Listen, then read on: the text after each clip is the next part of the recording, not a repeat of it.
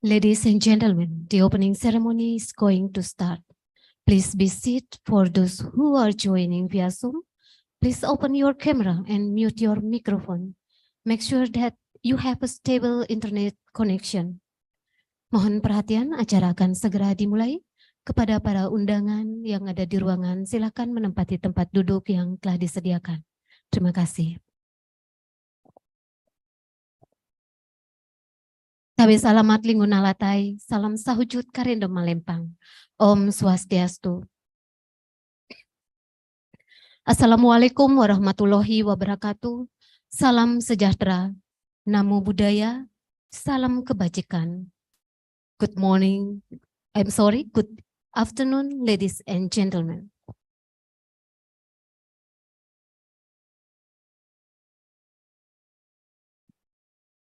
Your Excellency, Rector of Institut Agama Hindu Negeri Tampung Penyang, Palangka Raya, the Honorable Vice Rector for Academic Affairs and Institutional Development, Vice Rector for General Administration, Planning and Finance, and Vice Rector for Student Affairs and Corporation, the Honorable Head of General Administration, Academic and Finance Bureau, the Honorable Dean of Dharma Acarya Faculty, the Dean of Dharma Sastra Faculty, Dean of Dharma Duta and Brahma Vidya Faculty, the Honorable, the Director of Postgraduate Program, Institut Agama Hindu Negeri Tampung Penyang, Palangka Raya.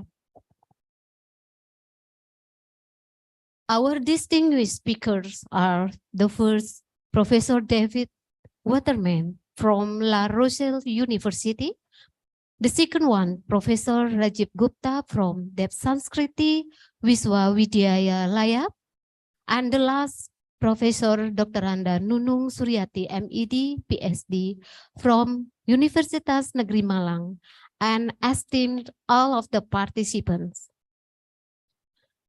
A very warm welcome to the International Seminar 2023 held by the Dharma Acarya Faculty. Today, we gather here to delve into the fascinating topic, empowering future generation, advancing education for sustainable development and global citizenship. My name is Putu Kori Chandrayani, and I'm your host for today. Ladies and gentlemen, I would like to start this session by inviting everyone to please rise as we sing the Indonesian national anthem, Indonesia Raya.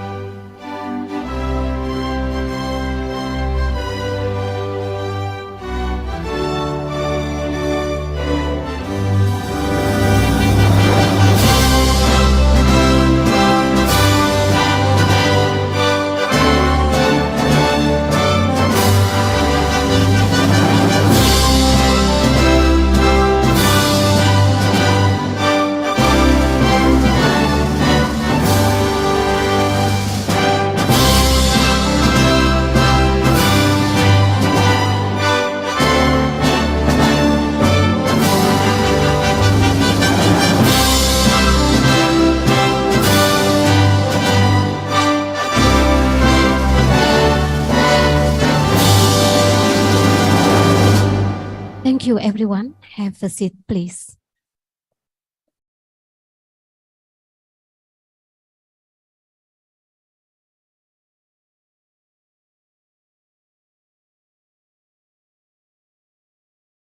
Now, we are going to listen to a welcome speech delivered by the Dean of Dharma Acarya Faculty.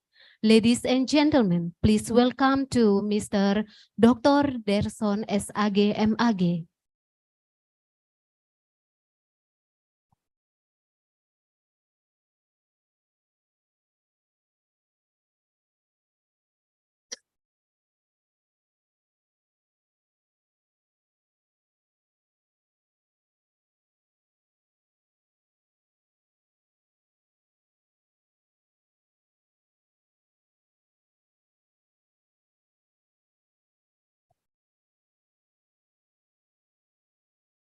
Terima kasih kepada moderator. Mohon maaf, sebutan saya gunakan bahasa Indonesia. Om Awignamastu Nama Sidam. Tapi selamat lingun latai, salam sujud karena melempang. Om Swastiastu. Assalamualaikum warahmatullahi wabarakatuh. Salam. Namo Buddhaya, salam kebajikan dan salam sejahtera.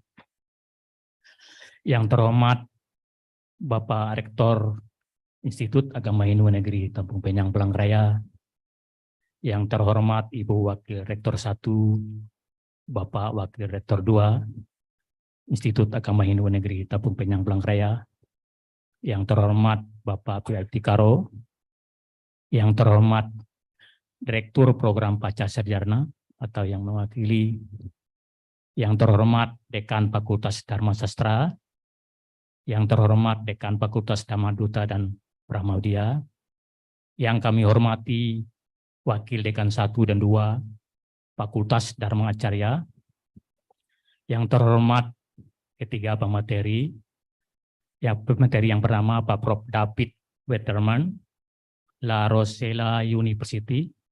Good afternoon, Pak Prof. Yang kedua, Pak Prof. Rajib Gupta, Dep Sanskrit Wiswa Widyawala. Good afternoon, Pak Prof. David. Yang terhormat Profesor Dr. Anda Nunung Suryanti, MPD, PhDS, Universitas Negeri Malang. Selamat siang, Bu Prof. Sudah berbagi bersama kami. Yang kami hormati Bapak Ibu Kaprodi dan Sekretaris Kaprodi, yang kami hormati Bapak Ibu dosen, panitia, seluruh peserta webinar yang berbahagia. Puji dan syukur kita panjatkan kehadirat Tuhan Yang Maha Esa, Raning Hatala Langit Idas yang dewasa, karena atas asungwara nugrahanya kita dapat bertemu secara virtual melalui kegiatan webinar internasional Fakultas Dharma Acarya IAHN-TP Palangka Raya dalam keadaan sehat walafiat. Pemerataan pendidikan untuk generasi masa depan Indonesia sudah mulai dengan program pendidikan untuk semua.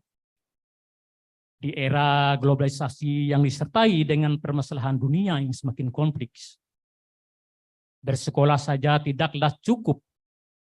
Suatu lembaga pendidikan dan komunitas belajar dituntut tidak hanya menyediakan fasilitas pendidikan yang layak dan memberikan kesempatan warga negara untuk memperoleh pendidikan yang baik, tetapi juga menuntut kemampuan pendidikan yang memahami pentingnya pendidikan yang berkualitas untuk berkelanjutan dalam membangun nasional yang lestari dan bermartabat.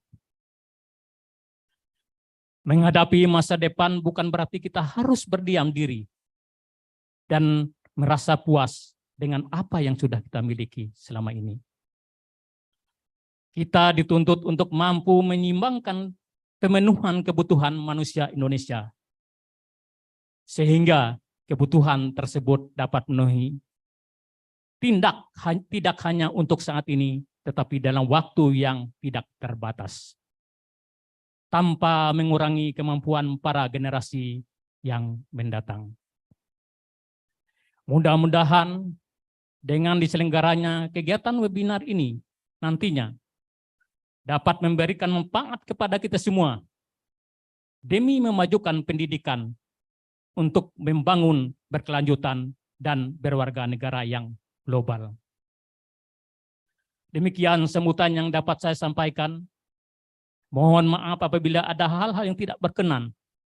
Semoga Tuhan Yang Maha Esa Ranjing Hatala Langit senantiasa melimpahkan wara anugerahnya kepada kita semua.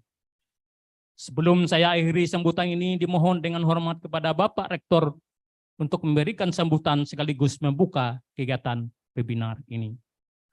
Demikian yang dapat saya sampaikan, dan atas segala perhatiannya saya ucapkan terima kasih dan mohon maaf atas segala kekurangannya. Dan saya akhiri dengan mengucapkan pramasanti. Om Santi, Santi, Santi Om. Assalamualaikum warahmatullahi wabarakatuh. Salam dan salam sejahtera untuk kita semua.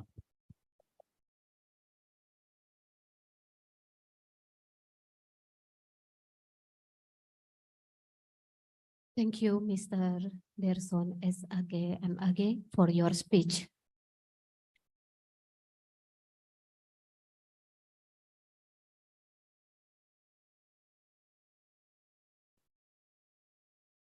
Ladies and gentlemen, we are honored to have with us a distinguished personality, Director of Institut Agama Hindu, Negeri Tampung Penyang, Palangka Raya, Mr. Dr. Mujiono SAG MAG, who will now deliver the opening speech.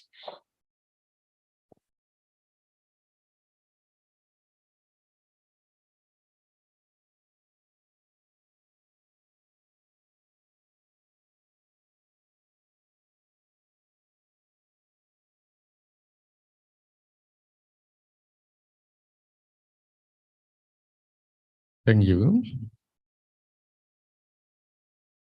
Om Awignamastu Namasidam, Om Anubhadra Trawayante Swata. Om Swastiastu.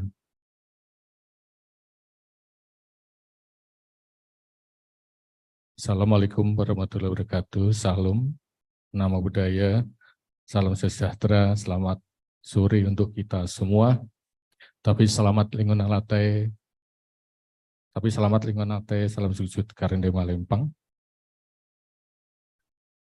Yang saya hormati Ibu Warek 1, Pak Warek 2, Pak Dekan, Dharma Acarya, Dharma Sastra, Dharma Duta dan Pramawidya, serta Bapak Ibu, dan juga ada PLT Karo, Bapak Ibu jajaran tenaga pendidik dan kependidikan mahasiswa yang ada di Fakultas Pendidikan Fakultas Dharma Acarya, dan yang saya hormati dan thank you so much kepada Mr. Prof. David Waterman. Good morning. Juga terima kasih, thank you so much kepada Mr. Prof. Rajiv Gupta, the Sanskrit Widyalaya, India, dan juga terima kasih, selamat sore kepada Ibu Prof. Dr. Anda Nunung Suryati dari Universitas Negeri Malang. Bapak Ibu dan juga para peserta semua, baik yang dari Palangka Raya maupun dari luar Palangka Raya, saya lihat ada berbagai teman-teman pembimas yang juga menyertai pembimas Hindu di beberapa kanwil Kementerian Agama dan juga para mahasiswa baik S1 maupun S2.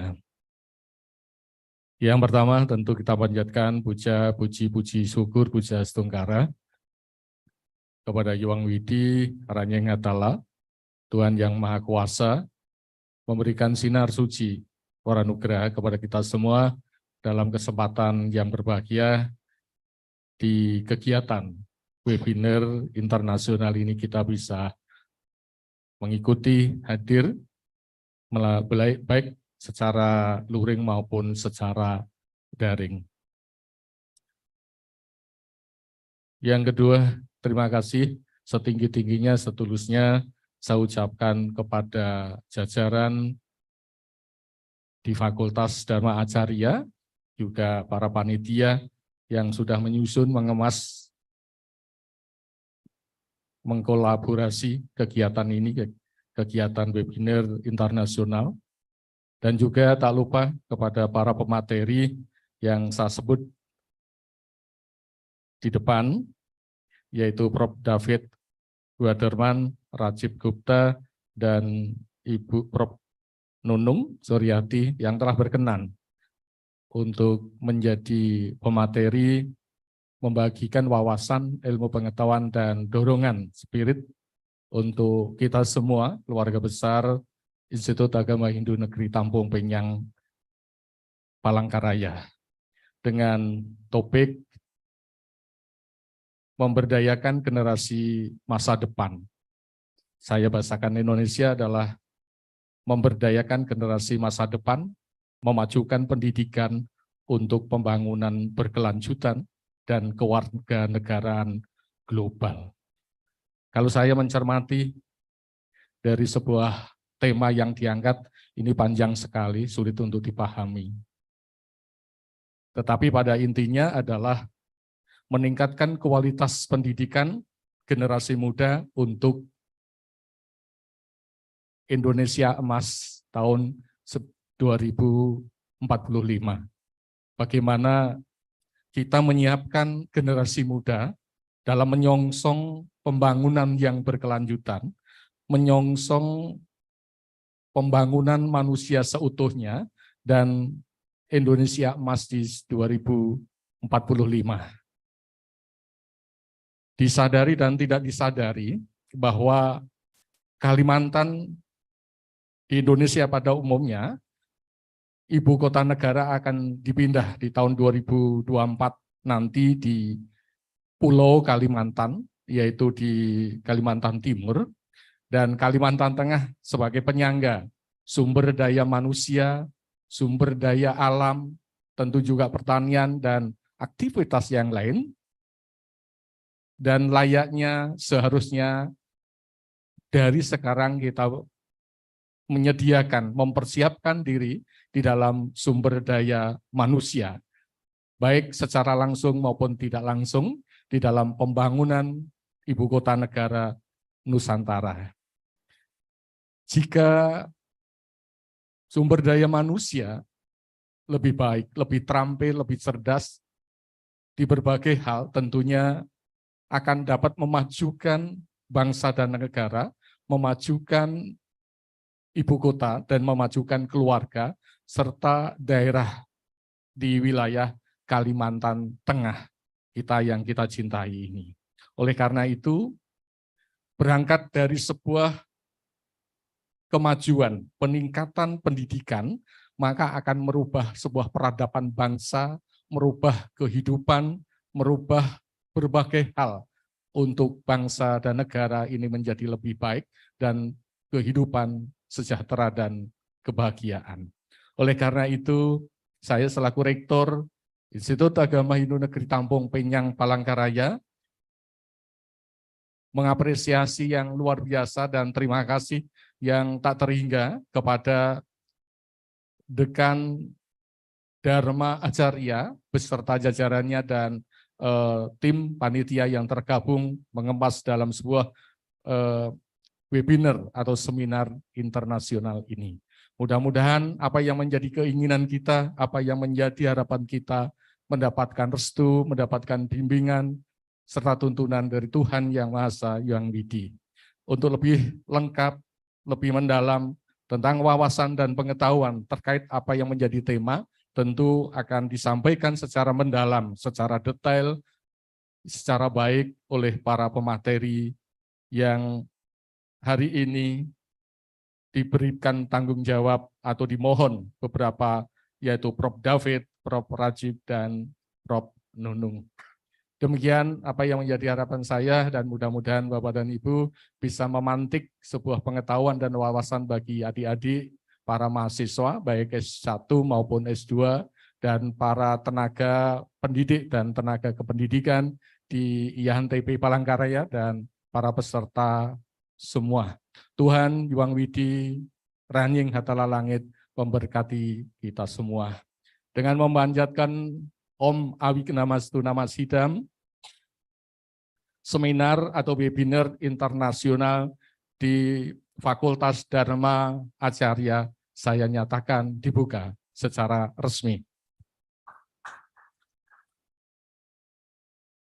Terima kasih. Om Awiknamastu Namasidam, Om Santi Santi Santi, Om Sahe. Wassalamualaikum warahmatullahi wabarakatuh. Salam Namo Buddhaya. Selamat sore, Rahayu, Rahayu, Rahayu. Terima kasih.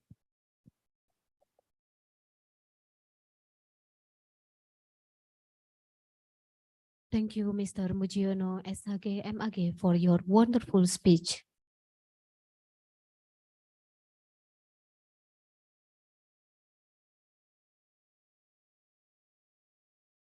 Ladies and gentlemen, let's now come together in prayer, seeking blessing for a successful and enlightening seminar.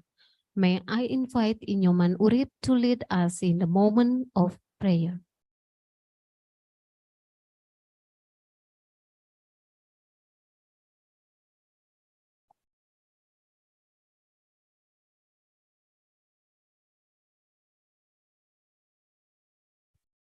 Sebelumnya, Tabe selamat, Linunata, salam sujud, karen melempang, Om Swastiastu, Assalamualaikum warahmatullahi wabarakatuh, salam sejahtera, salam kebajikan, Namo Buddhaya.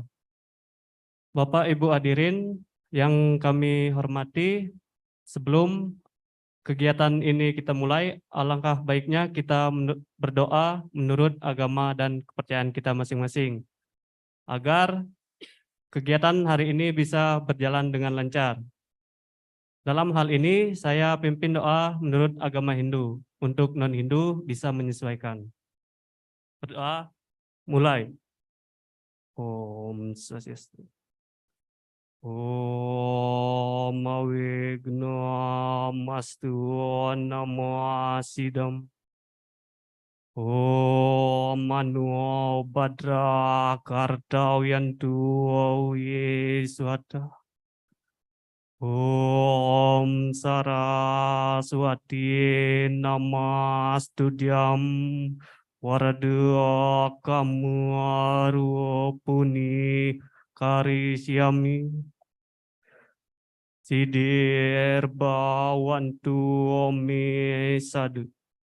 Ya Tuhan, pujianku kepadamu yang bergelar Saraswati, yang berwajah maha cantik dan indah, berkuasa mempengaruhi kami semua. Semoga atas anugerahmu, apa yang kami lakukan bisa berjalan dengan lancar. Selesai.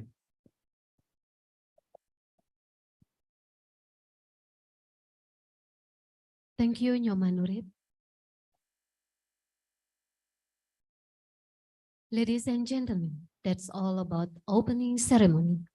Thank you so much for your attention.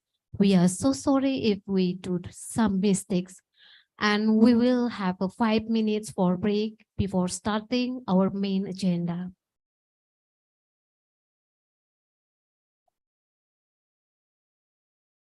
Bapak Ibu, para undangan, silakan untuk menikmati kudapan yang telah disediakan. Terima kasih.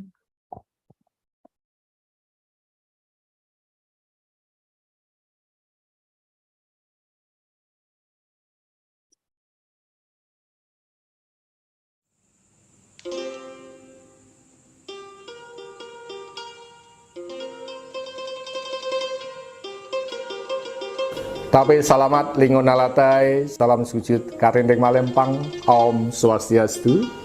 Assalamualaikum warahmatullahi wabarakatuh, Salam Namo Buddhaya, salam sejahtera, salam kebajikan untuk kita semua. Saya Dr. Mujiono SHG MAG, Rektor Institut Agama Hindu Negeri Tampung Penyang, Palangka Raya.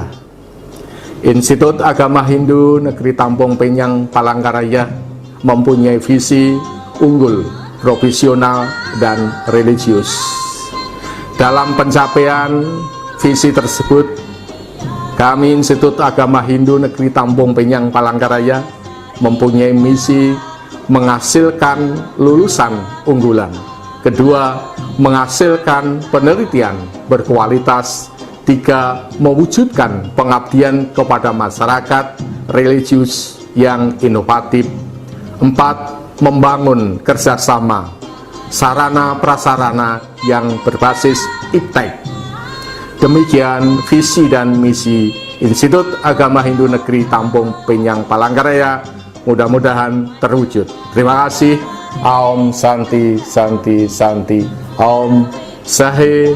Wassalamualaikum warahmatullahi wabarakatuh. Namo Buddhaya. Selamat pagi. Terima kasih.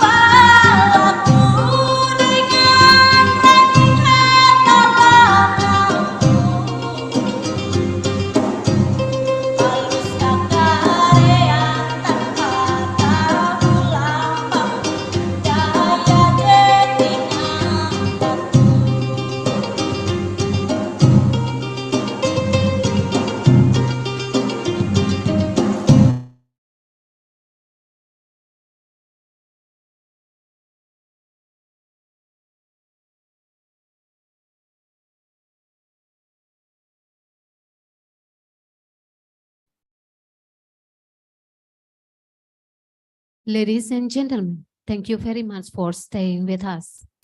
Welcome to our main agenda, which is presentation and discussion. In the seminar, 3 distinguished speakers will present their materials. The session will be handled by the moderator, Mrs. Santang, SPD, M.Hum. She is an English lecturer at Institut Agama Hindu Negeri Tampung Penyang, Palangka Raya. Without further ado, over to you. Well, time is yours, Mrs. Santang. Thank you.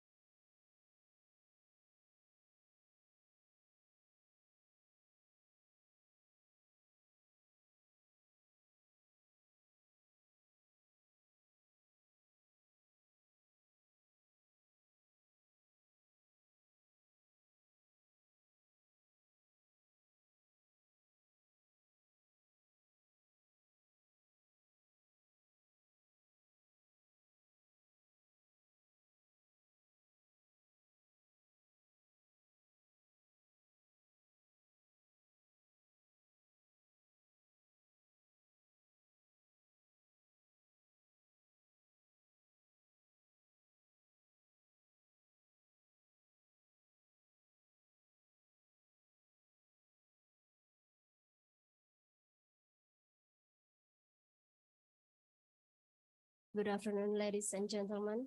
My name is Santang, and I will be the moderator for this seminar. On behalf of the organizer of this event, I would like to welcome you all to this Empowering Future Generations, Advancing Education for Sustainable Development and Global Citizenship seminar. Thank you for taking your time for being here with us today. Here we already have our speakers that have joined us. Welcome, Prof. David Waterman. Thank you for being here today. Thank you for having me. We have Prof. Rajiv Gupta. Welcome, sir. Thank you for joining us today. And then we have Prof. Dr. Anda Nunung Suryati, MED, PhD.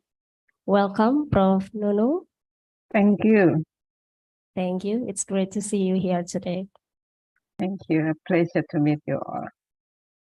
Okay. So it's an honor to have all of you here. They will share their knowledge for us. I hope you are ready to hear some of the inspiring and motivating ideas for our future. So maybe I will start it with some monologue. Education is an important sector to construct the better future. It plays a crucial in recent years. Therefore, the government's through commanding would raise the issue in G20 presidency of Indonesia. The final goal is to the final goal of the rise of this issue is for sustainable development, and so we can be part of the global citizenship. So in this manner, we will discuss about this issue deeper with our speakers that will give us guidance in this seminar. Let's welcome our first speaker, that is Prof. David Waterman.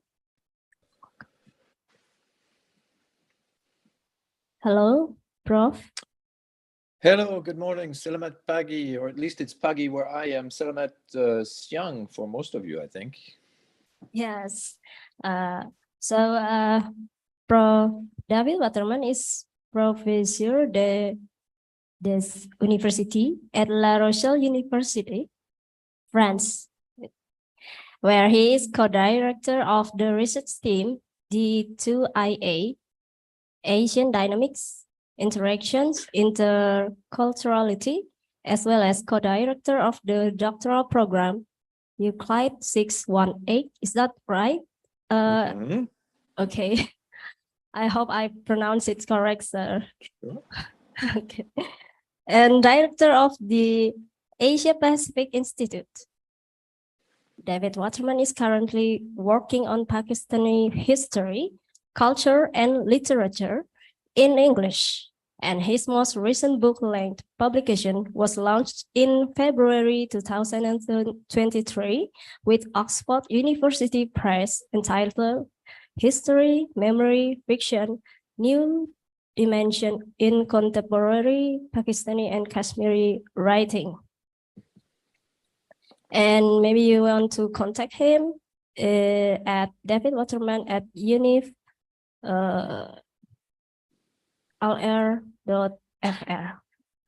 Okay. So Prof, maybe you want to share us some of your knowledge today about the same topic. I do. I don't have I don't seem to find my arrow though to share a PowerPoint with you. Maybe you want to share it on your end. I don't know how you want to proceed.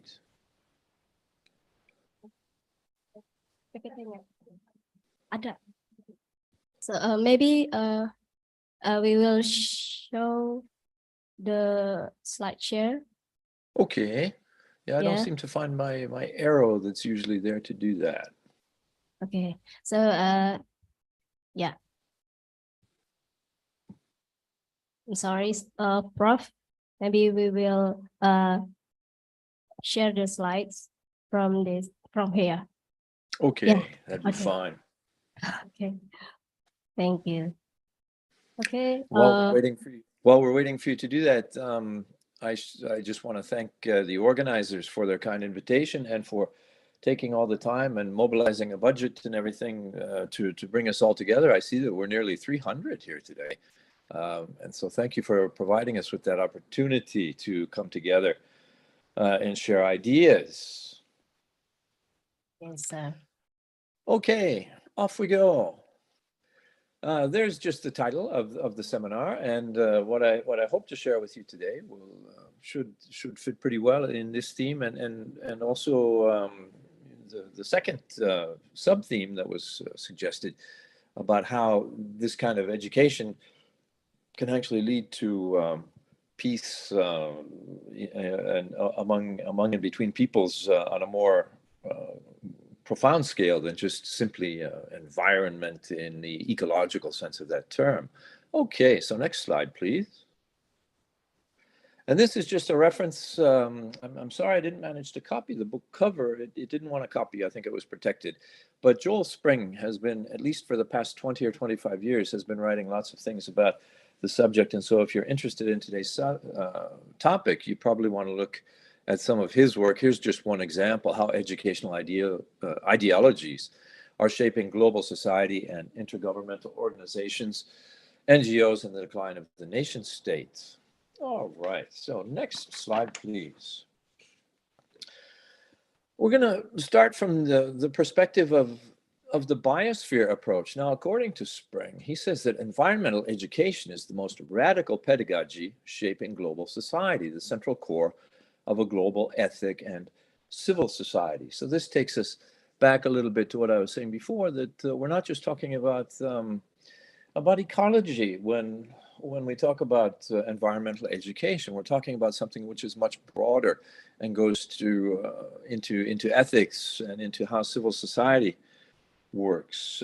And by radical, Spring means changing current social ideas regarding industrial expansion and consumerism.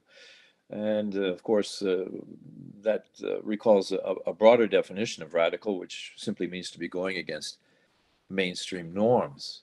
Now, environmental educators, like human rights activists, and probably many of you who are here with us today, disagree with those neoliberal World Bank, International Monetary Fund, Washington Consensus kinds of educational policies and strategies, which are linked to support not only for the nation state, but also for global capitalism. The problem is that capitalism has become so normal for us that it's hard for us to think outside of that box, as it were. And current education, at least in France, is very much focused on competences. In other words, serving the marketplace, allowing people to go out and then get a job in the current marketplace. And we have to learn how to get a little bit beyond that sort of binary thinking if we intend to do better. So next slide, please. Some of the goals of environmental education are to take humans out of the center or the summit of the pyramid, if you will. I'll show you a diagram in just a minute, and center instead on the biosphere, where all living beings are equal. This goes just beyond what we're taught, not only in civil society, but most of the religions, the major religions that I'm familiar with, also seem to put human beings at the center of, at least here on Earth, of things, as though we were the masters of creation. And of course, we need to rethink that and do things a little bit differently. We need to replace the kind of paradigms that we're in, where we develop so much waste and we've created such a consumer society that the idea is to achieve sustainable development and improve not only the environment but also our relations to the environment. A little bit later, I'm going to argue that this idea of sustainable development is actually not going far enough, because anytime that word development is in the phrase, we're still stuck in that capitalist paradigm, the idea that we have to evolve and change and grow our economies and things like that. And we need to, even though you hear sustainable development all over the place these days as a laudable goal, we're still stuck in the capitalist paradigm when we do that. And I will come back to that point near the end of my little talk here as I try to tie all of this up. But just keep that in mind, if you would. And we need to support also some of these global organizations, since nation states often interfere with efforts to protect the biosphere. You'd probably know as well as I do that both the United States and China, the two biggest polluters on the planet, resist very much any restrictions on their economies. I just read in the newspaper this morning that the European Union, many countries here in Europe, are pushing back against some of these green initiatives which have been proposed, simply because the leaders of these nation states in Europe are worried about the hit that their economy would take. So we need to support global organizations, even though I would be the first one to say that some of these global organizations don't seem to work very well, at least not when we're talking about environmental education, whether we're talking about the European Union, whether we're talking about the United Nations, or any of the others that you might want to think about. Okay, next slide, please. This is just a book I wanted to signal to you. This is Donna Haraway, who you may be familiar with. She's been writing for a long time now. Cyborgs, I think, was her big early hit many years ago. She's written a book recently called Staying with the Trouble, Making Kin in the, and there's her word for the Anthropocene, the new era that we're entering into, where human activity is essentially changing the climate, and we're seeing all kinds of changes going on around the planet with more severe weather, more earthquakes, and things like that.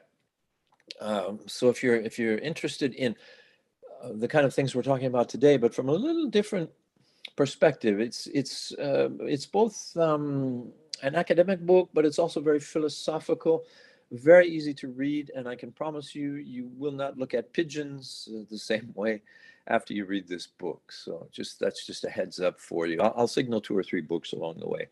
Next slide, please. Now, one of the first things about environmental education is that it needs to be interdisciplinary, that separate disciplines are rejected in favor of a more holistic approach to learning, which includes human rights, social and economic justice, peace, protection of living species, and cultures, and I would say languages in there as well. And we're going to talk a little bit more about NGOs in just a minute. But after human rights NGOs, environmental NGOs are the largest group and the fastest growing, which is not terribly surprising given the state that our planet is in at the moment. Next slide, please. Just let me take you back in history just a little bit. That word biosphere was first coined in 1875 by an Austrian geologist named Edward Suess. And in 1926, a Russian scientist named Vladimir Vernadsky, he published a book called The Biosphere, which created the framework of an ecosystem containing all life. It's kind of funny that while in the East, scientists were trying to understand life as part of an integrated whole, in Russia or in the Far East, in Western countries, biologists were trying to understand life by reducing it to its smallest part, which in some ways explains some of the problems that we're facing today. Is that failure in the West to not look at things altogether as a holistic approach. Those who've read the book say that Vernadsky's book, The Biosphere, is at least as important as Darwin's On the Origin of Species in terms of changing views of human life on Earth. I've not read it cover to cover. I've read some extracts, and it is this Russian. He really was looking ahead. He saw things more clearly than many of us do. And then in 1968 in Paris, remember in 1968 in Paris, where all of these student and worker revolutions going on, Mai 68, springtime, 68 in Paris, the International Union for the Conservation of Nature and UNESCO developed curriculum materials to be taught in schools. Next slide, please. There's that word ethics again that comes up. In other words, this is not just a scientific question that we're talking about. It's very philosophical too. And according to Peter Singer, people have an ethical responsibility to a world community. In other words, that we're not just responsible to ourselves and our families and our local communities. We're also part of this world community, and we have certain rights, but we also have certain obligations as part of that global community. Now, George Bush, and I won't tell you what I think of George Bush because then I would have to use some nasty language, but he refused to sign the Kyoto Agreement, saying that the American way of life was not for sale. That was, as you recall, the Kyoto Agreement was voted in 1977 and then came into force in 2005. So this takes us back again to a question we had posed earlier about whether nation states are actually more of an obstacle to the goals that were the environmental goals and environmental education that we're trying to achieve. Next, please. Now, there are many, many ways to go about this approaching an environmental ethic. For example, we all know what racism is, and we all know what sexism is. But even as long ago as Dr. Martin Luther King, he was talking about speciesism. In other words, that our treatment of animals is often absolutely terrible, and that someday we're going to be called to account about how we have treated our animals. And I'm afraid the answers that we'll have to give are going to be very embarrassing. The idea that we've been seeing ourselves as a superior species which could exploit other species in absolutely terrible, terrible ways. After all, humans and other animals do share intelligence. Animals suffer. We share self-interest, and of course, discrimination is embedded through language. If you look at many different languages, just the word for animal, for example, is considered oftentimes an insult. Next slide, please. Here's that diagram I had promised you earlier. Right, there's the wrong approach, is this pyramid with man on top. And when I say man, I mean a human male. As you notice, the human male is on top and the human female is a bit below, okay? Whereas the right approach on the right side of your screen there is the better one, which is much closer to what Vernadsky had in mind when he talked about the biosphere.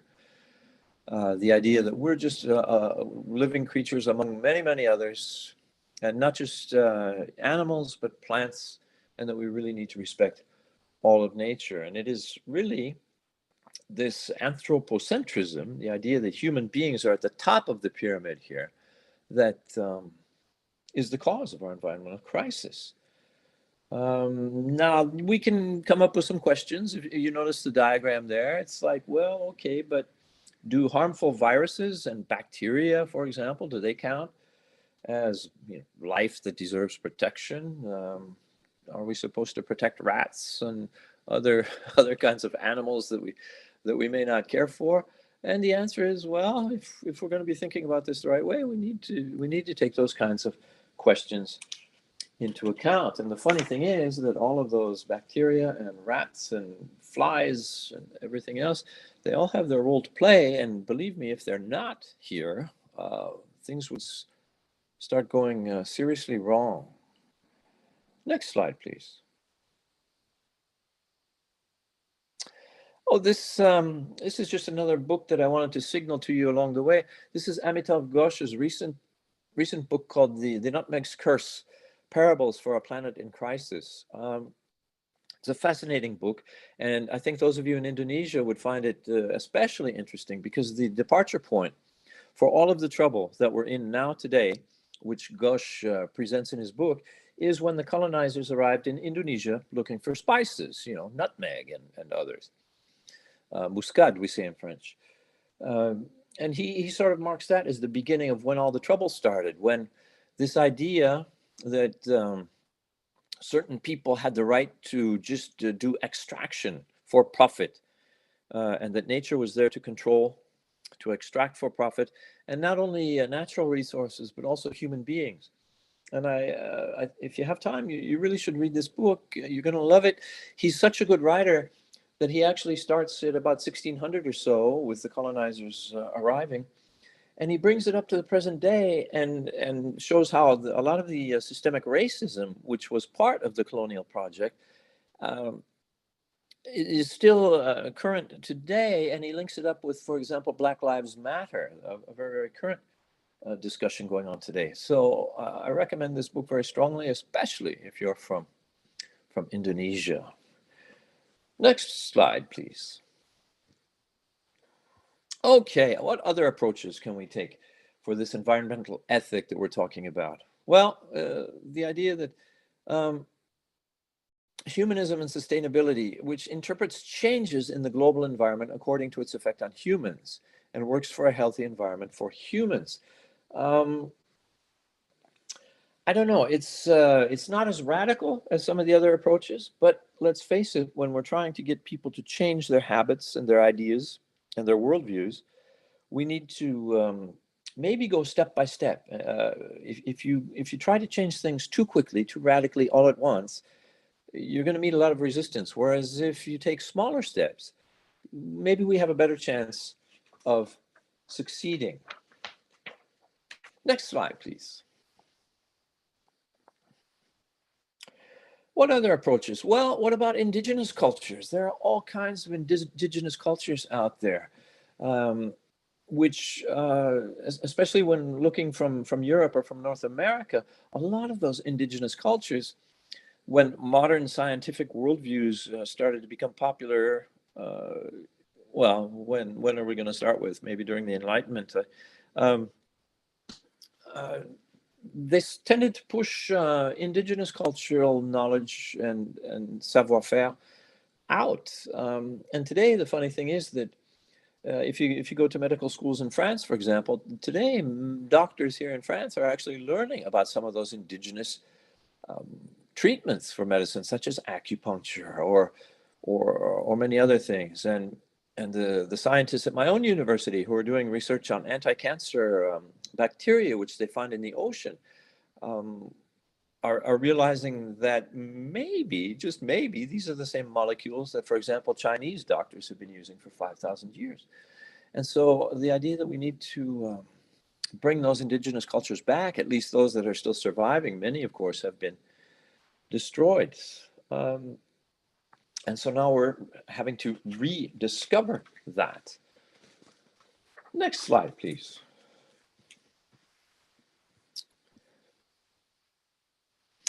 Some other approaches. Well, spiritualism, for example, in Australia, the indigenous cultures there have a very strong connection with the land. We are the land and the land is us. Australians very often go on walkabouts to reconnect with the land. I just put a little bit of Australian artwork there for you.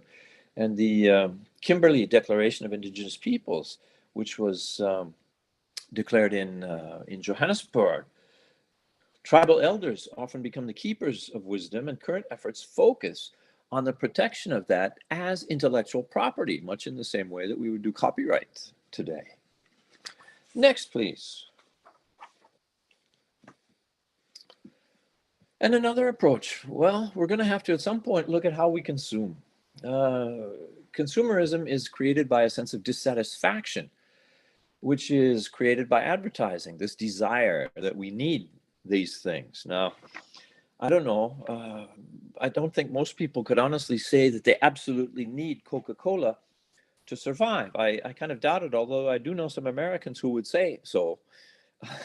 but this idea that there's this desire for these things, and that we you know, and I realize too, as I look around my own house, that we've got a lot of things here that we could probably do without as well. And of course, the more we consume, the more we create trash, create waste. And we're probably not going to stop consumption, and we probably don't want to. But at the same time, we need to think about ways that maybe we could consume differently. And talk about the sustainable consumption and try and get away from plastic, even with our efforts to recycle plastic. I read somewhere that only something like 25% of the plastic in France is actually recycled, even though we have quite a large effort to do that. And of course, you in Indonesia, you are no strangers to plastic washing up on your beaches around the archipel, right? Next slide, please.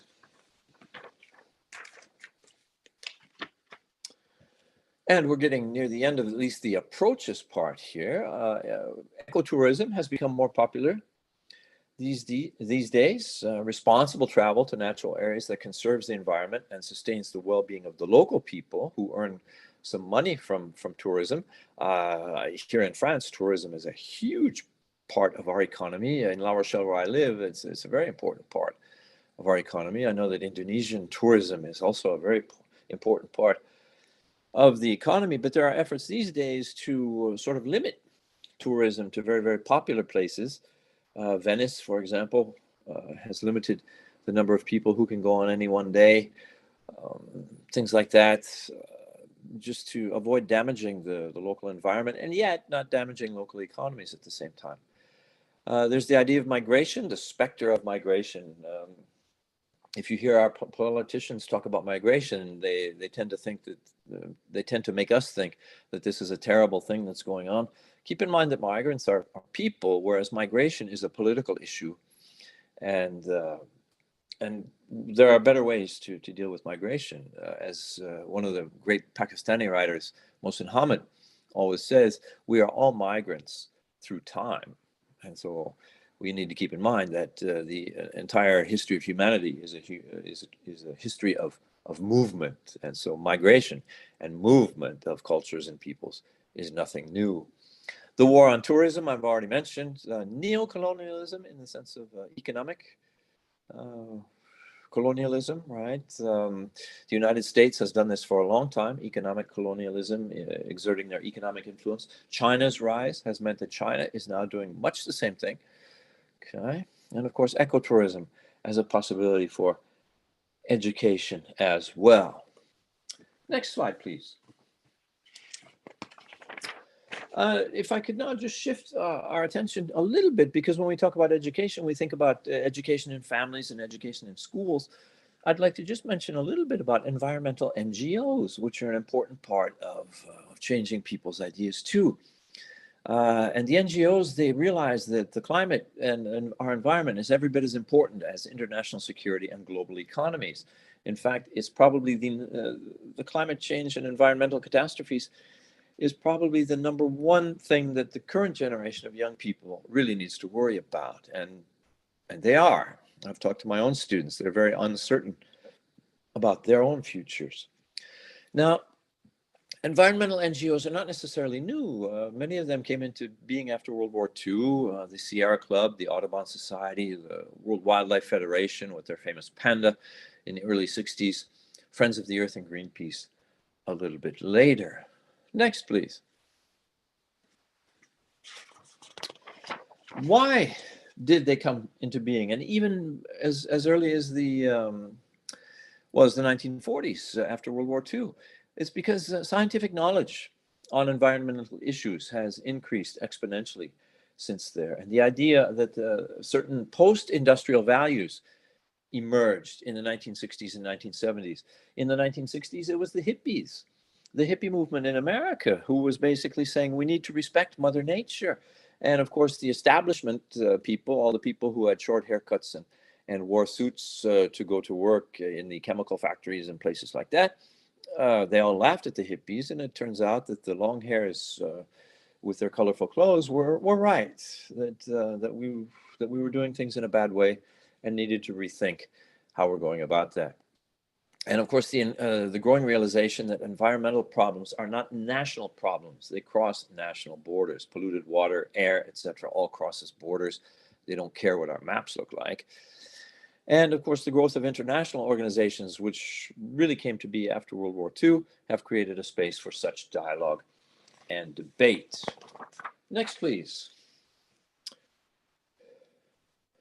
And this slide is not a good slide. As you can see, I stole it from Wikipedia, and there's too much text on here. But I just wanted to make you aware, this NGO, if you want to call it that, called the Global Climate Coalition, many of these organizations were actually not founded to defend the environment. They were founded in order to lobby against all of these environmental restrictions and things.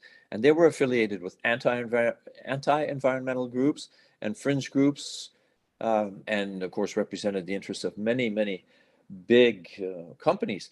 At its peak, the Global Climate Coalition had more than 6 million companies represented as members.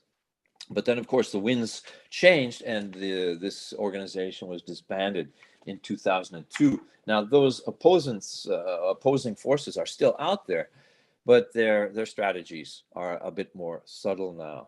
Next, please. Global environmental agendas, participation in conferences, lobbying, defining the concept of sustainable development, things like that. There's that phrase again, sustainable development, which I don't like. We'll come back to that in just a minute. Next, please. Research. Lots and lots of research on policy. Scientific knowledge can be our best argument or not. Sometimes the science is not that clear. And the scientists themselves would sometimes be the first to say that.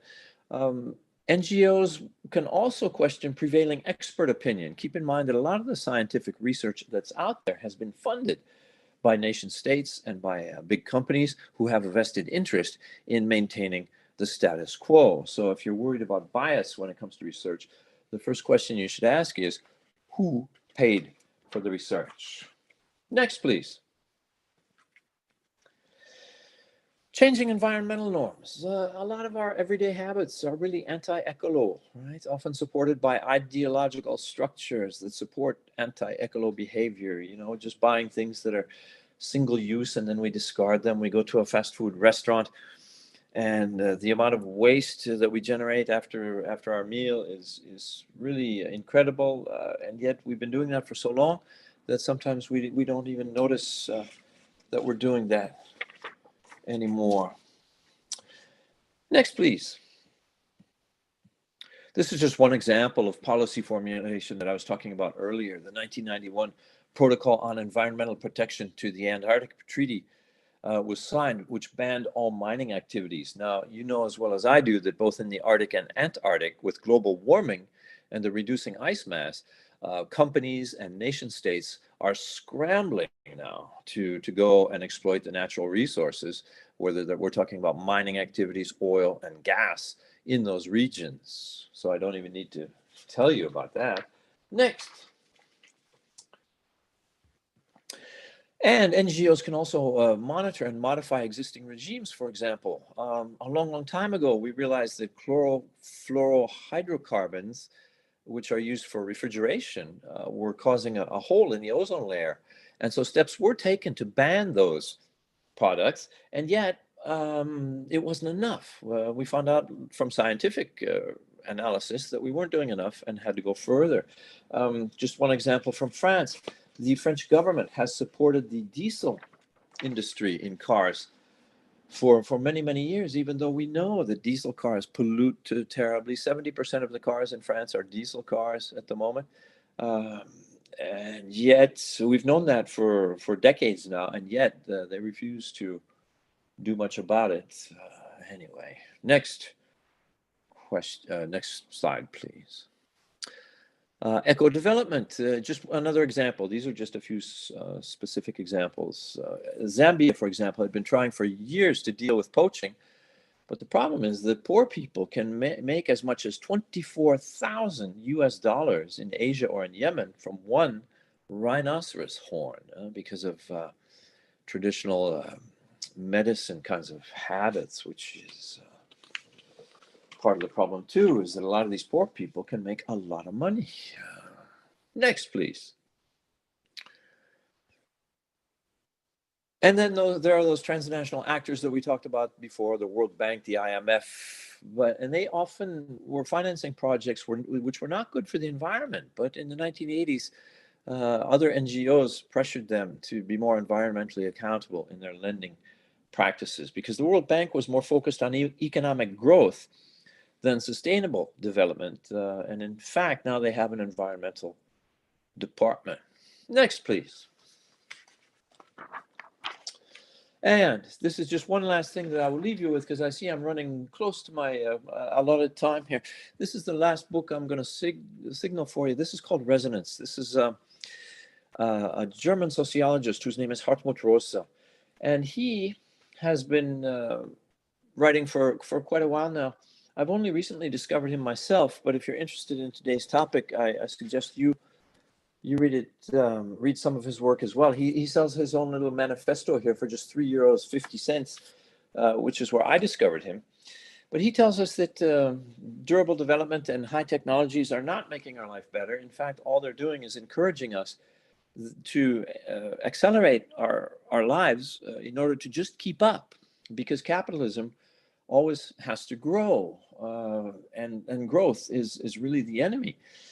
He talks about a Promethean refusal to accept limits.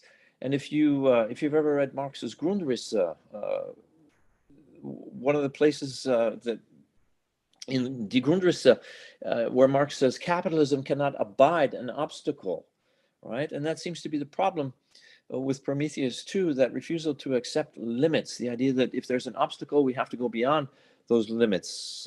And if we're going to do better, we need to realize that those limits exist for a reason, and we need to respect them.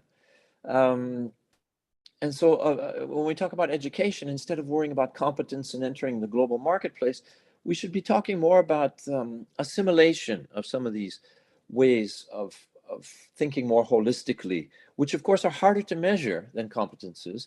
And we're never quite sure what the students will do with that assimilation type of knowledge. But the goal, in any case, ideally, would be to increase their capacity to do auto-analysis, auto-reflection, critical thinking, thinking outside the box.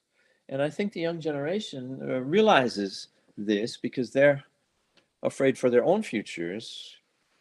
And so I think that's what we need to do. It sounds very idealistic, but we need to find ways to turn that idealism into real world effects. Otherwise, it is our children and grandchildren who will suffer the consequences. I'm going to stop there. Thank you very much. Terima kasih.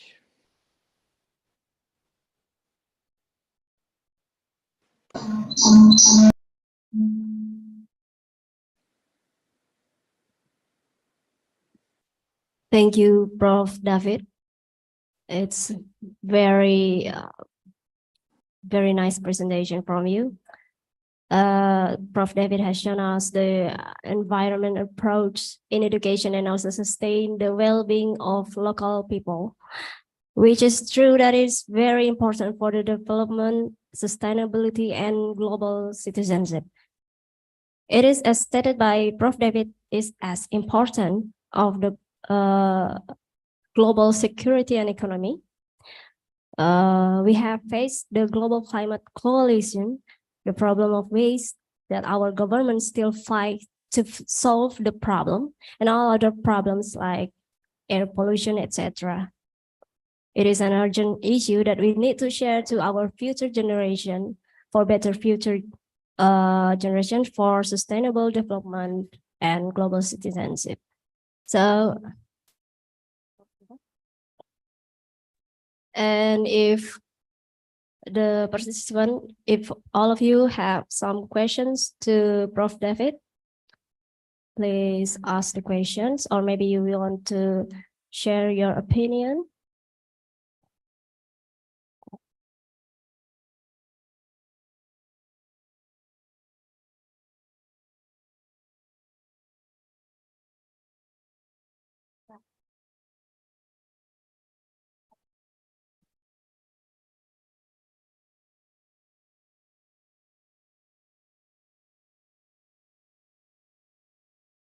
So actually, it's a very interesting issue that we have from Prof. David Waterman.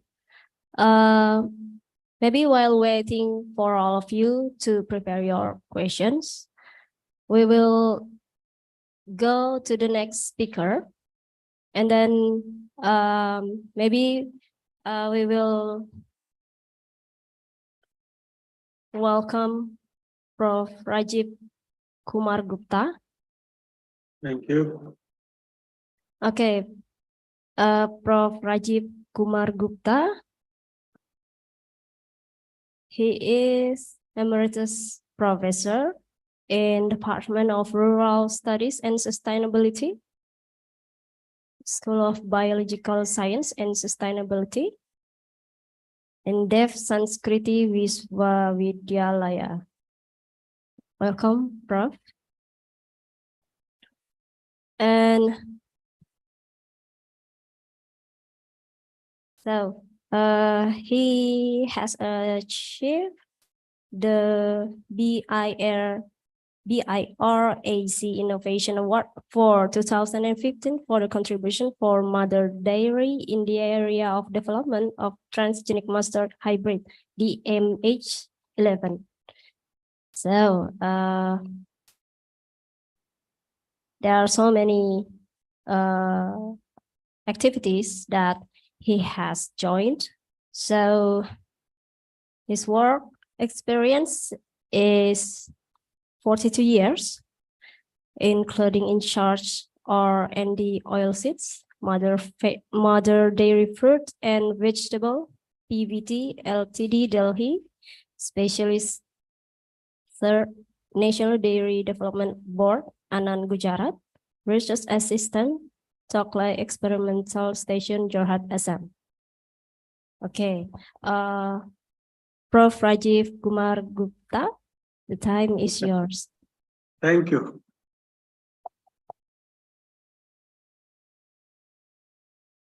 I will start with my sharing of the slide. Am I audible?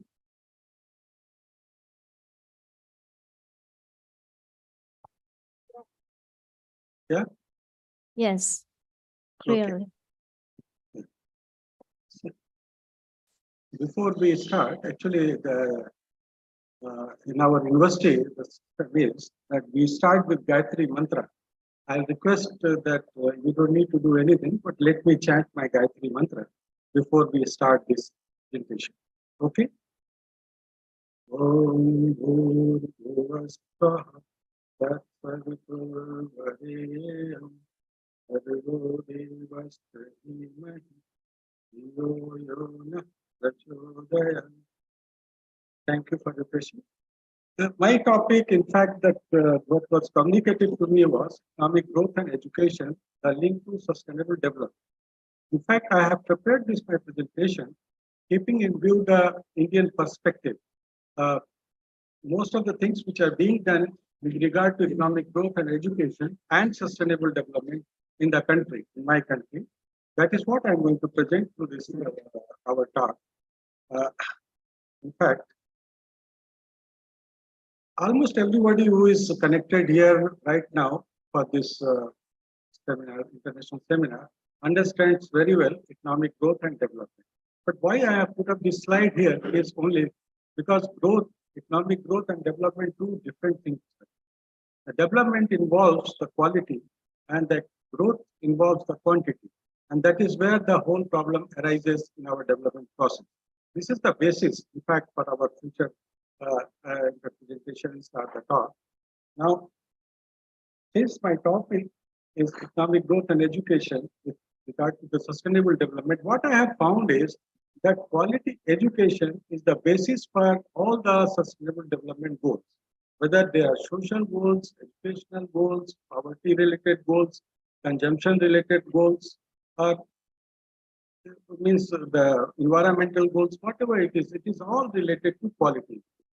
And you will find in my course of presentation that these are all linked with the education. And first we will start with our economic growth, what has happened in economic growth in India, and then we will go to the education part of the how it has changed the scenario, the whole landscape of the economic growth, in fact, in the country. India has, in fact, now emerged as a quite a fifth largest economy now with 3.4 trillion economy. And with that, development process has also taken place, wherein the improved life expectancy has been, there is the mortality rate of infants under 5 and the neonatal children, they have gone down. The birth ratio has improved.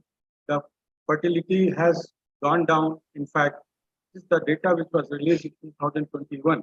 And in fact, our development process is such that we are now, most of the schemes, whether educational, social, or economic, they're all touching the basic, improving the basic amenities to the people, whether it is shelter, clean water, electricity, or sanitation. If you see the poverty as per our data, along with the growth, the development aspect has improved a lot. In fact, our poverty has reduced considerably during last, say, around 6-7 years. That is around, now it is 15%, as against 25%, 10% down.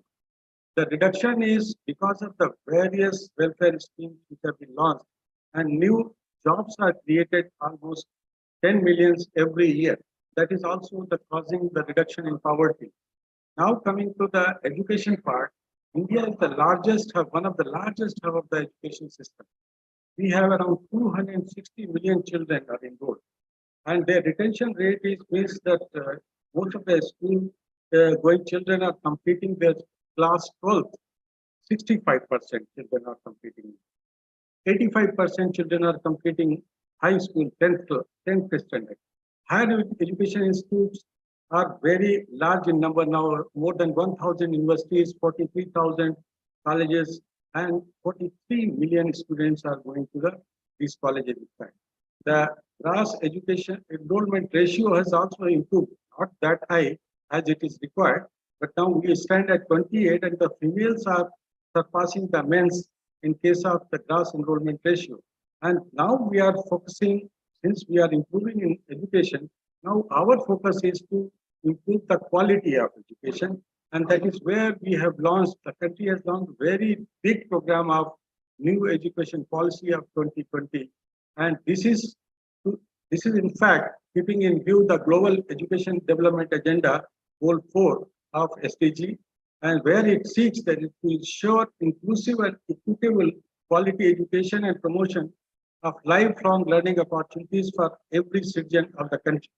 That is what the new education policy aims at. It also does that it puts a lot of emphasis on development of creative potential of every individual in the country. Now, it not only develop the potential, but also develop cognitive capacities like foundational capacities of literacy and numeracy, higher order cognitive capacities like critical thinking and problem solving, and also it is inbuilt in the new education policy about the social, ethical, emotional capacity development of every student who is coming under new education policy. Some of the things is that we want the pupil-teacher ratio should come to around 30 to 1. It is higher right now, but it has to come down to 30 to 1 by 2035. We want that the dropout rate should reduce, the gross enrollment ratio should come up to 50% by 2035. We have the new education policy has restructured the total pedagogy. Now it is making it that by if a student want to complete up to 12th standard, then it means he has to go for 5-3-3-4 ratio education system. So by 18 years, he will be completing now 12th standard. Now, teacher education has been inbuilt now. Quality universities, colleges now going to be the holistic and multidisciplinary education, as our predecessor, the speaker has already said, that education has to be multidisciplinary, and that has been now inbuilt in the system. Then that academic research through National Research Forum is being improved. Commercialization is one of the factors which is causing a lot of problems with the education area, and that is where the new education policy is going to look into and to try to reduce this commercialization of education. Professional education, whether it is medical, whether it is agriculture, whether it is architecture, engineering, where this is being completely restructured. In fact, lifelong education, the student can come and go. That multiple exit and entry systems are being provided. That our art and culture languages are being proposed through these new education policies. The technological use of education, the use of technology and integration of technological tools are going to be inbuilt in the system of new education policy. Compulsory environmental education has been already there, and also the education has been designed in such a way that it leads to the sustainable development. In fact, education for sustainable development is there because it says that education for sustainable development is the process of equipping students with the knowledge, skill, and attributes needed to work and live in a way that safeguards environmental, social, and economic well-being, both in present and for future generations.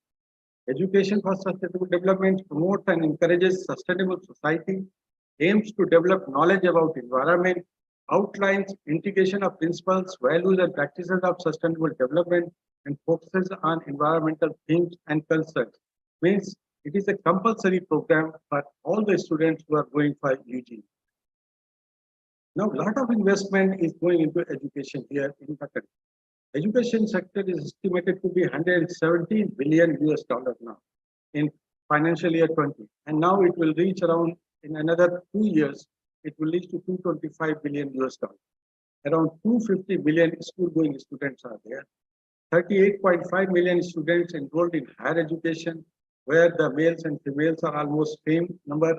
The pupil-teacher ratio is presently 27.1, which is very high. In fact, it has to be reduced to 26:1 as required by UNESCO. The number of colleges are now around 43,000, and the universities, as I said earlier, 1,000. In 2023, there were 8,900 All India, in fact, Council for Technical Education approved institute. They are technical institute, in fact, where UG is complete. Undergraduate programs are going in 3,500, PG programs in 4,700, diploma in 3,900. In fact, in technological education, in my country is going to be 30 billion by 2031. From right now, it is 700 to 800 million dollars, in fact, US dollars right now, and it is going to be the second largest e-learning after US. In fact, in the coming years. The online education market in India is also very high. It is presently 2.28 billion right now, and going at compound annual growth rate of 20%. The market is already booming, in fact, in online education system in country. The foreign direct investment is also coming in education. In last 3 years, there has been a inflow of 9.2 billion US dollars in the country, and that is also increasing our education quality in the country. The government is making very huge investment in the education system. That last year, the 2022-23 budget, in fact, this year's budget, 23-24 budget, and US dollar more than 13 billion US dollar has been invested, has been projected to be invested in education. Highest year to year, if you see that from last year, it is more than 8% increase in that. There is Samarth Shiksha scheme, which is for all, education for all. There also has been the increase of budget for that. That New India Literacy Program has been already approved up to 2027, and National Skill Development Council has launched bonds earlier, and for in fact, with these bonds, they have trained around 50,000 industries to acquire skills for employment. What has been benefit out of this education to our country? Our economic growth is now achieving more than 6%, and it is now 5th largest economy of the world right now. Yes, it has improved our per capita productivity. It has increased our employment opportunities. Overseas remittances have also increased. It has now, because of this education, the modernization and technologies have come. Our agriculture production has gone very high, 330 million tons in fact. Health facilities have improved, poverty has reduced. Our digital economy has got very high growth in India. Sustainable development is now gaining importance in the country. The quality of life is improving, and our expenditure in R&D is also increasing day by day. Right now, the country is spending around 3% of GDP on education, as against required minimum 5 to 6%. But still, we are lagging, which will be coming as we progress. Maybe that in the coming years it will increase further. In sustainable, the next was that how this education is shaping sustainable work. In fact, sustainable workforce means the workforce which can have a better environment for working. They are not hired and fired. So for that, they need proper skills, whether it is hard skills or soft skills.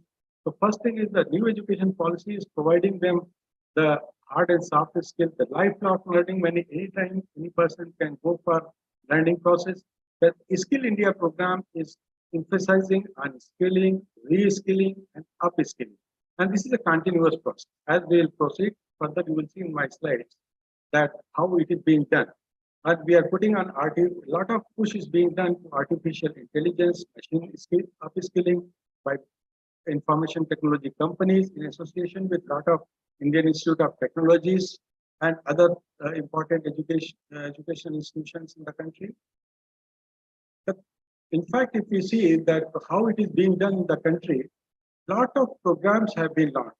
Lot of institutions have been put in process to work on skill development, to increase or to make sustainable workforce. In fact, the National Council for Vocational Education and Training has been put up. That NISBA, National Institute for Entrepreneurship and Small Business Development, has come up. Indian Institute of Entrepreneurship, Skill Development Corporation, then Skill Development Fund has been put in. Then skill councils are there.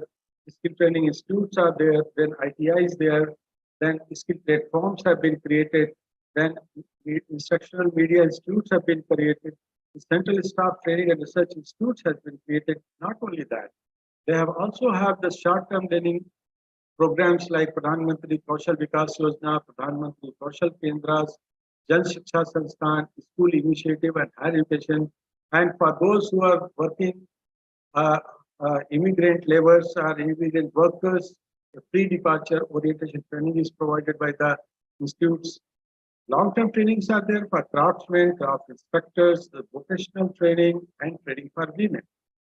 Other programs are also there. Let us see that what is the risk. In fact, how much is the skilled manpower is required by our country. In fact, if we see 2017-22, in the last 5 years, in 24 sectors like agriculture, retail, health, tourism, domestic, health, etc., we required around 103.4 million people. The incremental training requirement for 34 sector was around 128 million people. Human resource requirement for the last 10 years, then it is 120 million, means around 120 million people we required to do about this skilling development program. But now let us go to sustainable, how our country is working towards sustainable development. In fact, India continues to target and maintain its economic growth by introducing and implementing various policies and measures relating to sustainable development, climate change, resource efficiency, and air pollution. India has been progressing rapidly towards achieving its sustainable development goals. The sustainable development requires India to prioritize its targets and carefully implement various scheme programs in accordance with local challenges, capacities, and available resources. We can't do without this, considering all these things. India follows a very holistic approach for achieving SDGs, and they have comprehensive schemes for that. Our National Institution for Transforming India, that is known as NITI Aayog, is in fact the nodal agency which is monitoring the progress of sustainable development. All states and union territories are ranked through their state sustainable development goal performances. India released the world's first government-led sub-national index in 2018. In 2021, the index covered 16 goals out of 17. SDG in National Indicator Framework now covers all the 17 goals with 150 major indicators or 278 sub-indicators. In fact, we are publishing these things through books like Sustainable Development Goal, National Indicator Framework to 2023. We have Sustainable Development Goal India Dashboard 2021, which is available, published for the public, in fact, that how the states are progressing in that. And to achieve this, a lot of programs have been put to achieve the Sustainable Development Goals. That is Swachh Bharat Mission, which works for cleanliness, that Beti Bachao, Beti Padhao for to save girl child and educate girl child. Then Pradhan Mantri Awas Yojana to provide housing to all. Pradhan Mantri Jan Dhan Yojana to provide access to financial services to all. Deen Dayal Upadhyay Gram Jyoti Yojana, electricity to rural India. Then Pradhan Mantri Ujjwala Yojana, in fact, to provide LPG gas connection to women below poverty line. Then Poshan Abhiyan, we have nutritional program, then Ayushman Bharat for healthcare, then Gram Sadak Yojana for rural road connectivity, then we have National Social Assistance Program for financially for elderly and widow and physically challenged people. We have Jal Jeevan Mission for clean drinking water to provide drinking water to all the villages in the country. Then Samagra Shiksha Abhiyan for education to all.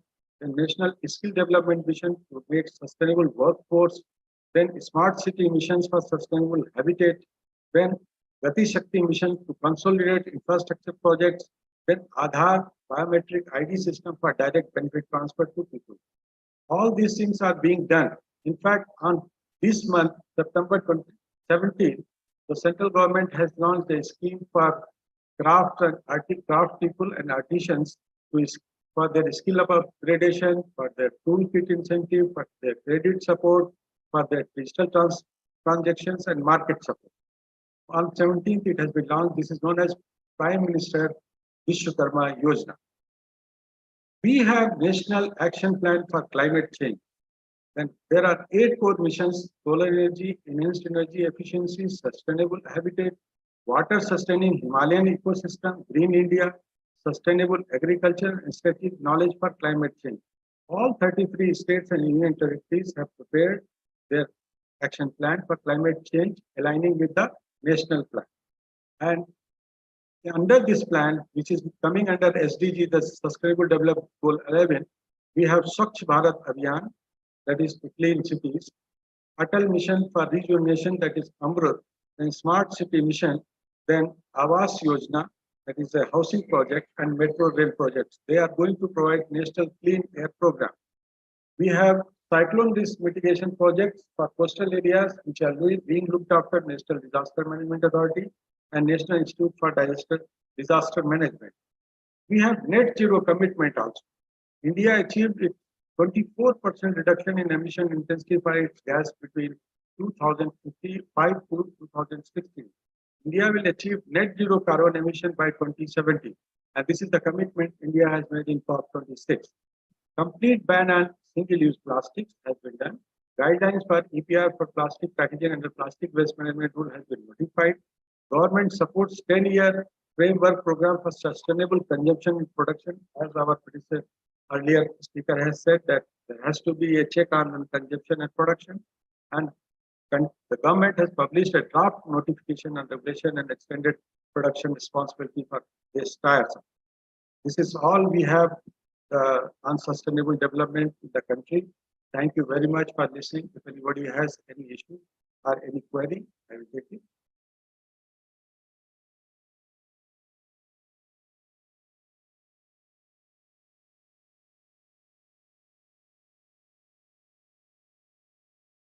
So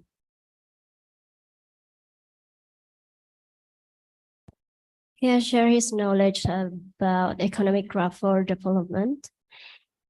In fact, there are so many people who can't afford education because of economic problem. It becomes very factors for the people to not attain the next level of education that they have achieved. So if we want to our future generation be ready for being part of the global citizenship and of course for sustainable development, we need to fix our economic system and put it in the urgent part in our education system. Also, we need to teach our students to understand about the importance of learning economy. Therefore, they will be able to manage their economic system and being not too blind about economic changes that has been improved globally in many countries, including that has been shown by Prof. Rajiv in India, that has been part of the countries that has improved their economic growth by introducing and implementing various policies and measures relating to sustainable development, climate change. We have seen that India has decreased the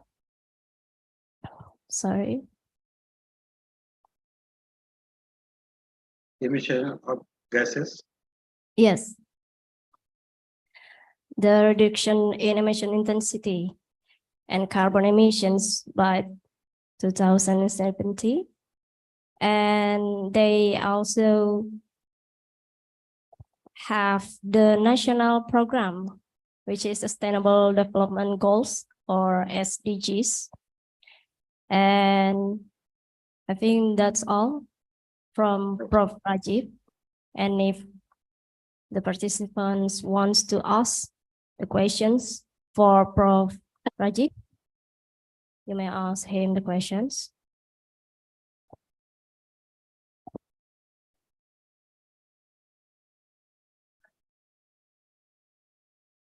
Okay, so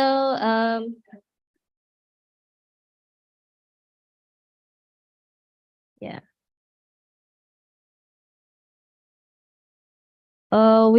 Because we will have our discussion part in the final section of this discussion later. Maybe we will continue to our next speaker, which is Professor Dr. Anda Nunung Suryati, MED, PhD. Welcome, Prof. Nunung. Thank you. Okay, thank you, Prof. Nunung, for being here with us today. She teaches curriculum for English instruction, English textbook evaluation, writing for publication, English for specific purposes, course design, perspectives in education, English advanced assessment.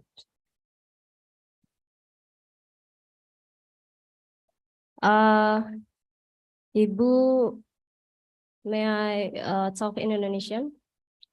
Yes, sure.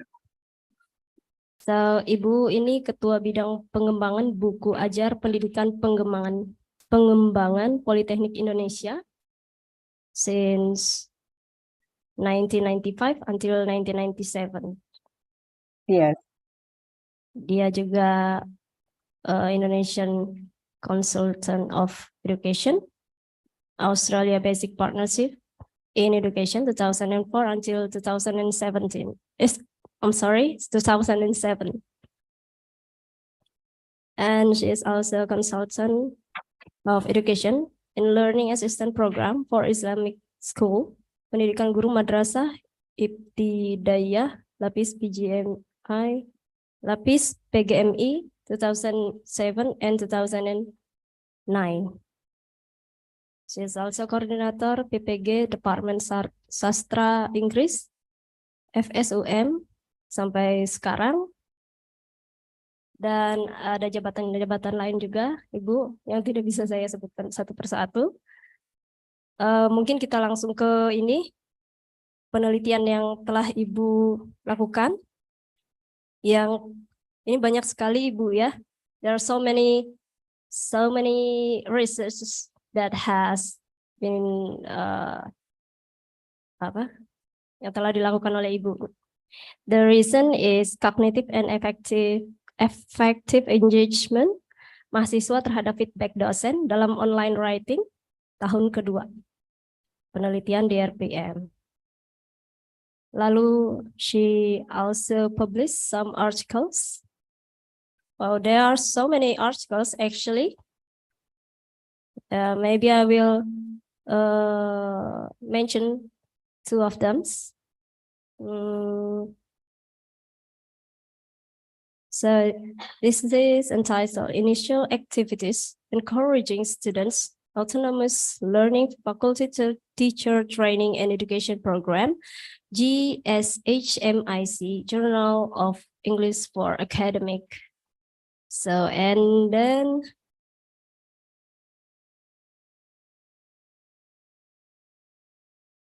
initial activities encouraging students autonomous learning, faculty teacher training and education program, GSHMIC, Journal of English for Academics. So I mentioned two of this publication because it is related for our topic today. And then she is also the speakers for oral presentations. And there are 9 oral presentations in 5 recent years. And the last is first Indonesian International Conference on Bilingualism, exploring EFL pre-service teachers, mentoring process and the challenges in their practicum in 2022. Okay. And she also produced some books entitled Mentoring Booklet for Novice English Teacher in 2020. Well, there are so many things that I can't read for her activities and products. But maybe for the last, I will tell you about the awards that she has achieved. The first is Satya Lancana Karya Satya Lancana Karya Satya 20 tahun from President of Republik Indonesia in 2012. And the second is Satya Lancana Karya Satya 30 tahun Presiden Republik Indonesia in 2022. Okay, Ibu Prof. Nunu, the time is yours. Thank you very much for a wonderful introduction, Ibu Santang. Thank you so much for having me. Could I share my own PowerPoint presentation, Ibu? Yes, Ibu. Yes, of course. Okay.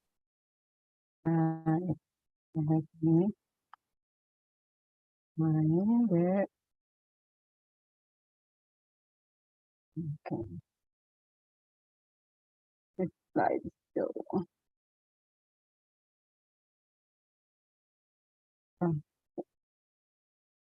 All right. So is it clear now? My PowerPoint is already in slideshow mode. Yes. Okay. And my voice is audible enough, Ibu and everyone? Yes, Ibu. Yes. Yes. Okay, thank you. Thank you very much, the committee member, for inviting me to speak in this international seminar. It's my pleasure to be with you all.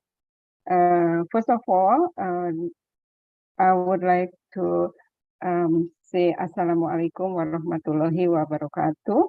The Rector of Institut Agama Hindu Negeri Tampung Penyang, Dr. Mujiono SAG MAG, and also Ibu Vice Rector Ibu Tiwi Etika SAG MAG PhD, Bapak Vice Rector in administrative,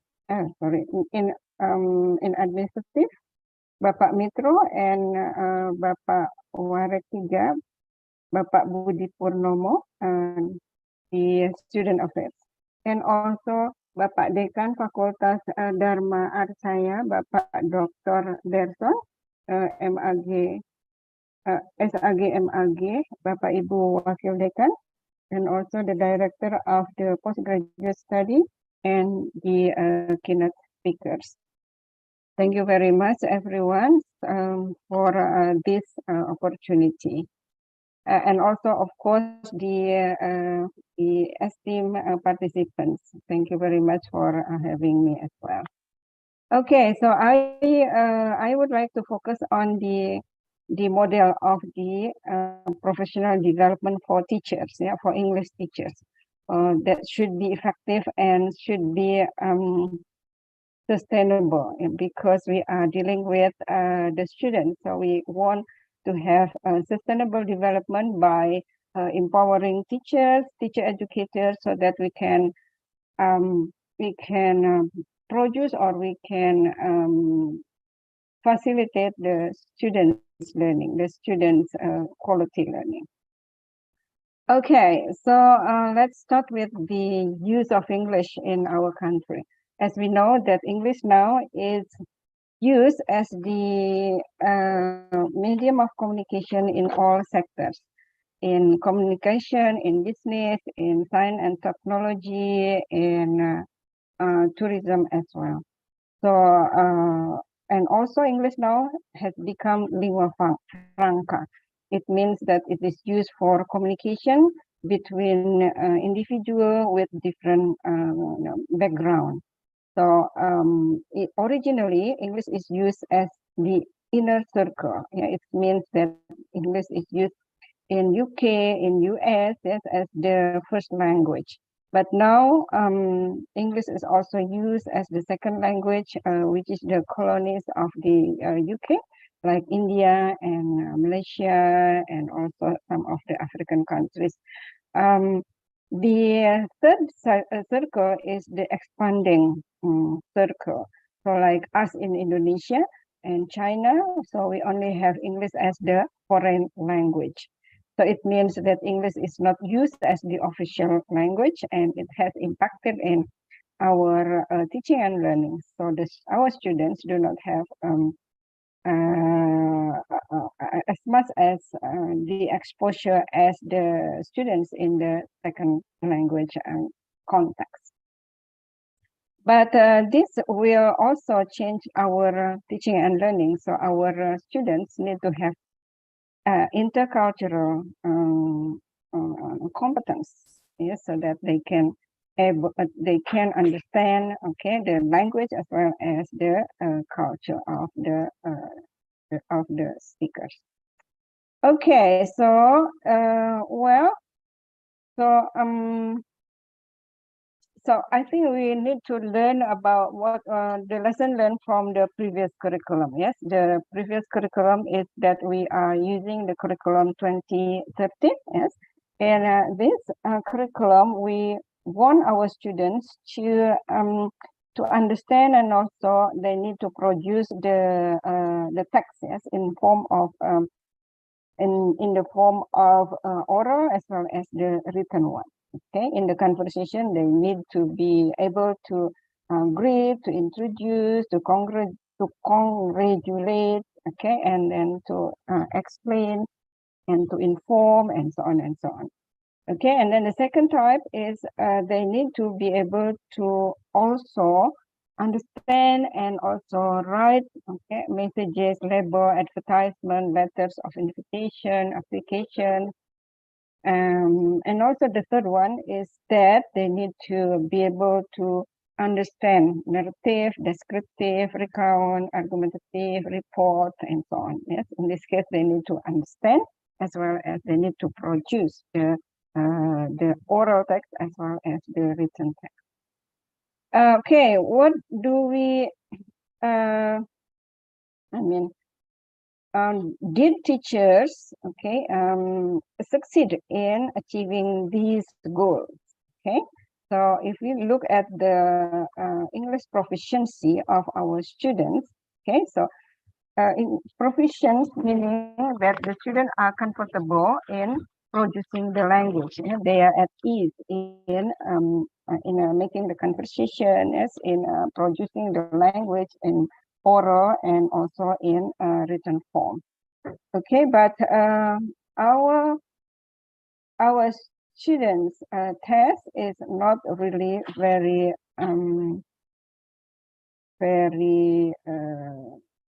what do you call it? Yeah, it does not reveal success. Okay, so if we look at the rank, okay, so this is the countries in Asia. The first one was Singapore. They are the country has the first rank. Okay, the Malaysia, Philippines, and Indonesian students rank at the 10 level. Okay, so it means that they are categorized as the poor proficient in English. Okay, and also look at the test, literacy test. Okay, so we joined the PISA test, right? PISA is the institution that provide a test for the member of the countries that join in the European Economic Development. Okay, so our students, joined the test from the year 2000 until the year 2018, right?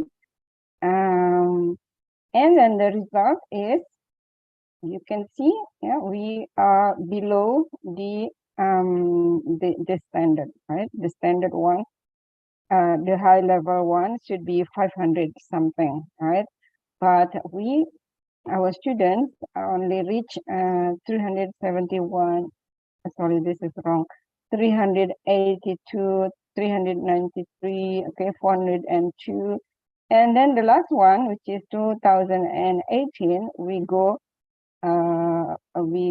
went down to the place in 2000. Okay, so it means that the curriculum is not really implemented successfully by the teachers, right? There is something wrong with the curriculum implementation.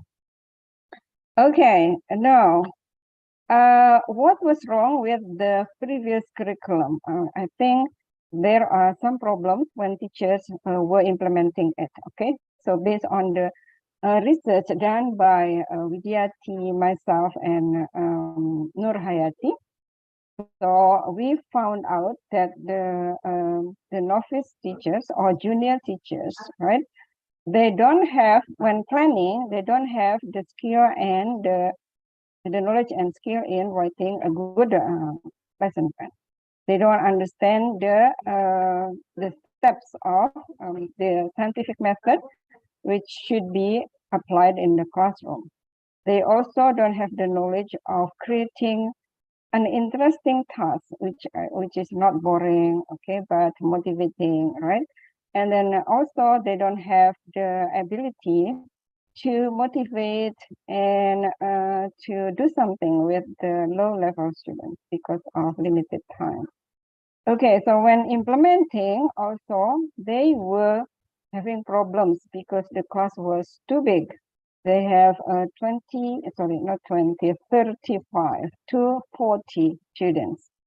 And they, the teachers do not use English, although they were teaching English, because the students do not understand the language. So when they use full English, the students were silent, they were quiet, okay, they did not respond. So as a consequence, they use the Bahasa Indonesia, our language, yes, to teach English. So this is becoming teaching English as a knowledge, as a science to the student, not as a communication. And also the next problem is the assessment, which is too complicated to be implemented in the classroom, right? So these are the problems with the junior teacher. Okay, how about the senior teachers? Do they also having problems? Do they have problems with the curriculum 2013? Or did they successfully implement the curriculum? Okay, so let's see the data. Okay, so it seems that the senior teachers are already comfortable with their old way of teaching, right? So when we observe the classrooms, okay, this is the study done by myself. So I went to the junior high school level and then observe 18 teachers and then observe 30 classes, right? So the 30 classes taught by 18 teachers. So some of them are observed twice and some of them were observed once. Okay, so this is the result. So the result is presented in terms of managerial, material, skill, and system, and classroom context. It means that this is the stages of the lesson. Managerial is the introduction. Materials is the input, okay, when the teacher give the input, and then skill and system is the guided practice. And then classroom context is the pre-production, okay. What is the result? Okay, the result is that the teacher spend 93% of teaching standing in the front of the classroom giving the information, right? And then only 7% is allocated for student-student interaction. Okay, and then the next finding is that the teachers are dominating the class because they prefer the extended teacher turns, yes, in which they talk too much. Yeah? They talk along statements and then a long explanation. Okay, and only ask question, which is display question. And display question is the question in which the teachers are already familiar with the result, with the responses.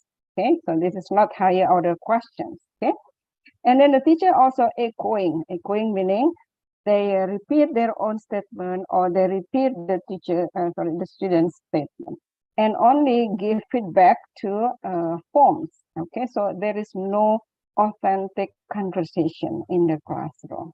And then the IRF interaction dominating the classroom.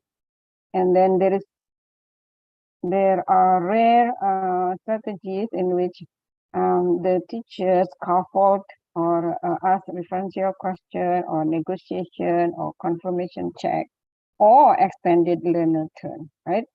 So as a result, the students only have limited participation in the teacher-student interaction, and they rarely use English in the classroom for real conversation. Okay. All right. So it seems to me that the teachers, the senior teachers are not they didn't change their mind and their set of mind, and also didn't change the way they teach according to the curriculum 2013. Okay. Now we are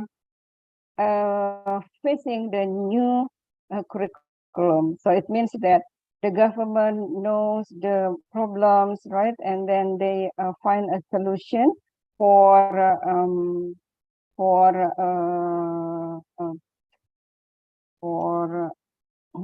fixing the problems by giving a new curriculum, right? So okay, the new curriculum is called Curriculum Merdeka. So this is more complicated rather than the previous curriculum, right? Because the goal is to empower students to have the competence, the communicative competence, okay, in English, both oral and written, so that they can produce multimodal text, yes. And then they have also need to have the intercultural communication, should have it should be confidence to express themselves, and also should have this one, critical and creative thinking skills, right? So this is the goal. Okay, and then to achieve the goals, what kind of approaches? Okay, the first one is the project-based approach, in which they need to be able to facilitate the development of soft skill and character profile pelajar Pancasila. Okay, and then the next one is gender-based approach to develop their language competence, and also differentiated learning to accommodate the students' different characteristic, and this inclusivity, I mean, in this case. Okay, so these are the features of the Curriculum Merdeka. Now, if we see the picture here, the graphic here, yeah, when the government introduce a new curriculum, it does not automatically will be implemented by the teachers, right? They have the stages of the curriculum, a new curriculum implementation. The first one is initiation.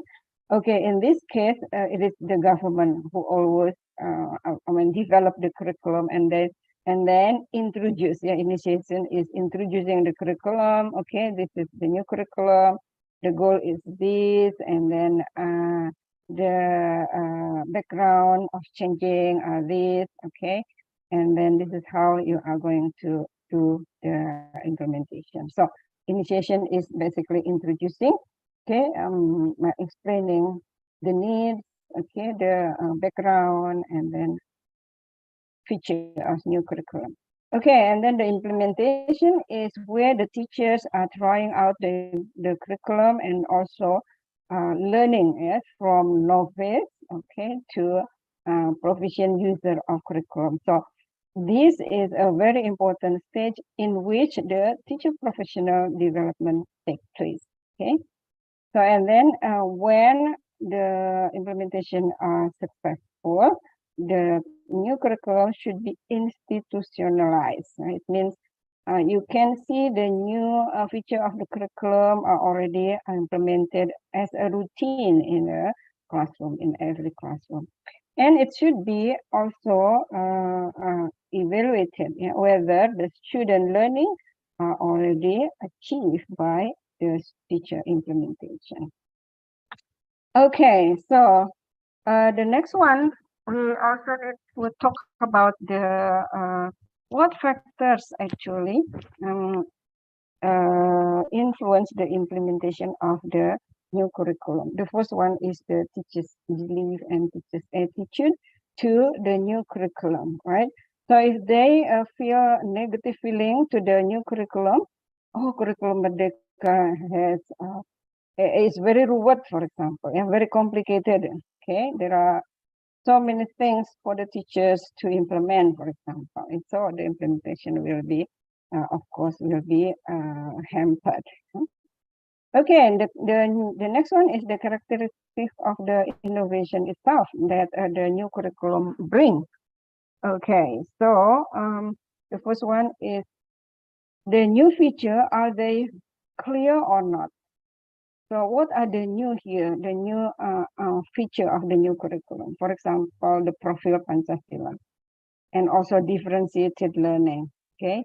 And also multimodal text that should be produced by the students. So if they are clear to the teachers, they know what to do with the new features, they will have some smooth implementation. But if they don't know, okay, the new features clearly, okay, the implementation also will be hampered. And then the quality and practicality of the innovation is whether the curriculum is practical, is of quality. Okay, so the more practical, the more quality, okay, the more implemented, the more chance to be implemented. And then the complexity of the innovation as well. The more complicated, of course, it takes more time for teachers to learn and to implement. Okay, and then the most important thing is the teacher professional development as the users of the new curriculum. So as we know that the last curriculum does not really implement, the teachers were not successfully implement it because of some factors, among others, perhaps the teacher professional development, which is maybe only one sort of just workshop, one workshop, okay, and then that's it. The teachers are not followed up when they go to the classroom, yes, not monitored, right, not given feedback about their implementation. Okay, that should be the one of the many reasons for having failed to implement the curriculum successfully. Okay, so what kind of teacher professional development that we need, yes, to empower the teachers to face changes, yes, in the curriculum. So the first one, it should be systematic, ongoing, and long-term, right? So, okay, systematic here means that it should be planned, it should be ongoing, it should be not just once, one shot, but it should be covering session to allow teachers to try and then learn and then given feedback and then reflect, so that they will learn and then will implement the curriculum comfortably. Okay, and then the next one is teacher attitude should be also being accommodated, right? So what are the teacher's attitude towards learning, towards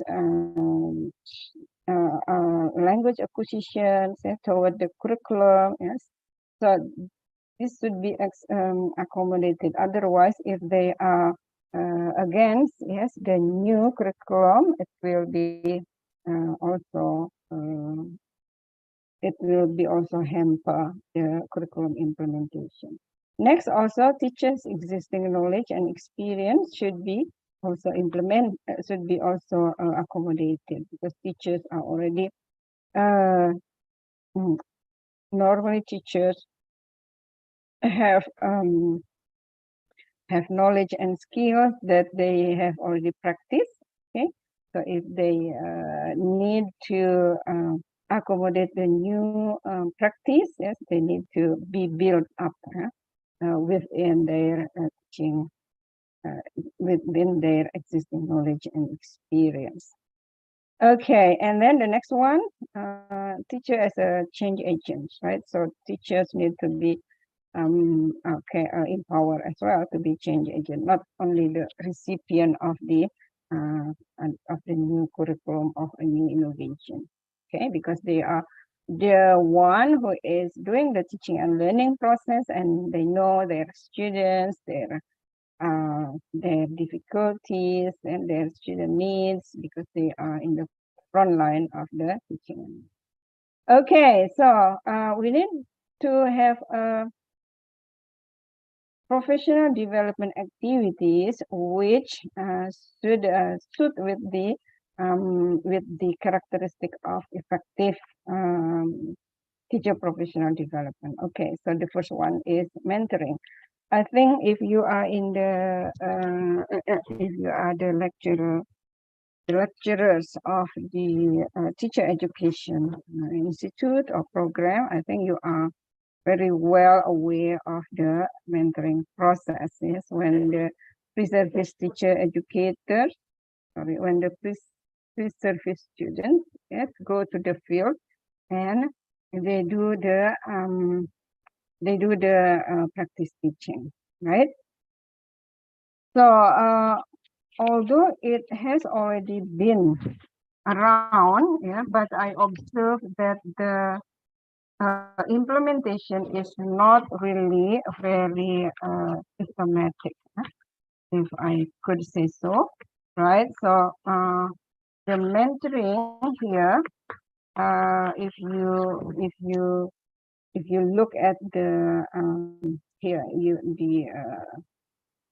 the arrow here, okay, it has so mentoring is the systematic support that senior teachers, yes, give to junior teachers, and then it should be incorporated with the implementation of the new curriculum as well, and the innovation that are being introduced. So if the mentoring is effective, yeah, it has to have this aspect. Yeah? It should have the goal, okay, and then support, okay, and then perhaps they need some coaching, right? How to do, for example, how to write a lesson plan, an RPP, a good one, give direction, okay. If they don't have the skill, they can direct to the person who has the skill, for example, okay. And then how to achieve success, how to give advice, how to motivate, yes, and so on and so on. Okay, so because it is systematic, yeah, it should have the 4 stages like this. So the purpose is goal setting, okay, and then also knowing one another, okay, building relationship in the first one, and then engage, okay. So here they work out a plan for 1 semester, for example, okay, and then what needs to be developed, okay, and then the work out action plan will be used when you reach the 3rd stage, which is the growth, or we implement the plan, okay, for our junior students or junior teachers or our pre-service students to grow, yeah, building the skill, overcoming barriers in teaching, developing mindset, yeah, for example, for the new curriculum. Okay, so this needs to be facilitated. And then the last one is completion. When they reach the time limit, okay, they can stop it and evaluate. Okay, the next one is lesson study. I think some of you also have already implemented the lesson study, but I see the implementation of the lesson study also needs to be maybe needs to be reinforced. Okay? So the first one, we will see the benefit of lesson study.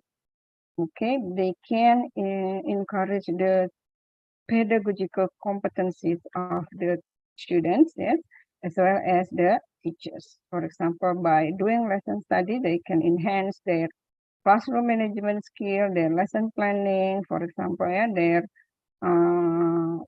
aware of the student needs, yeah, develop reflective practice, okay, improve confidence and professionalism, okay, enhance curriculum innovation practice, and so on.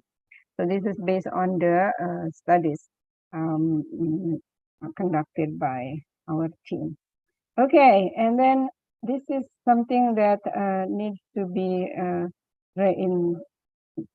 suggested, yeah, because the name itself is lesson study, so it means that it is a lesson investigation or a lesson research.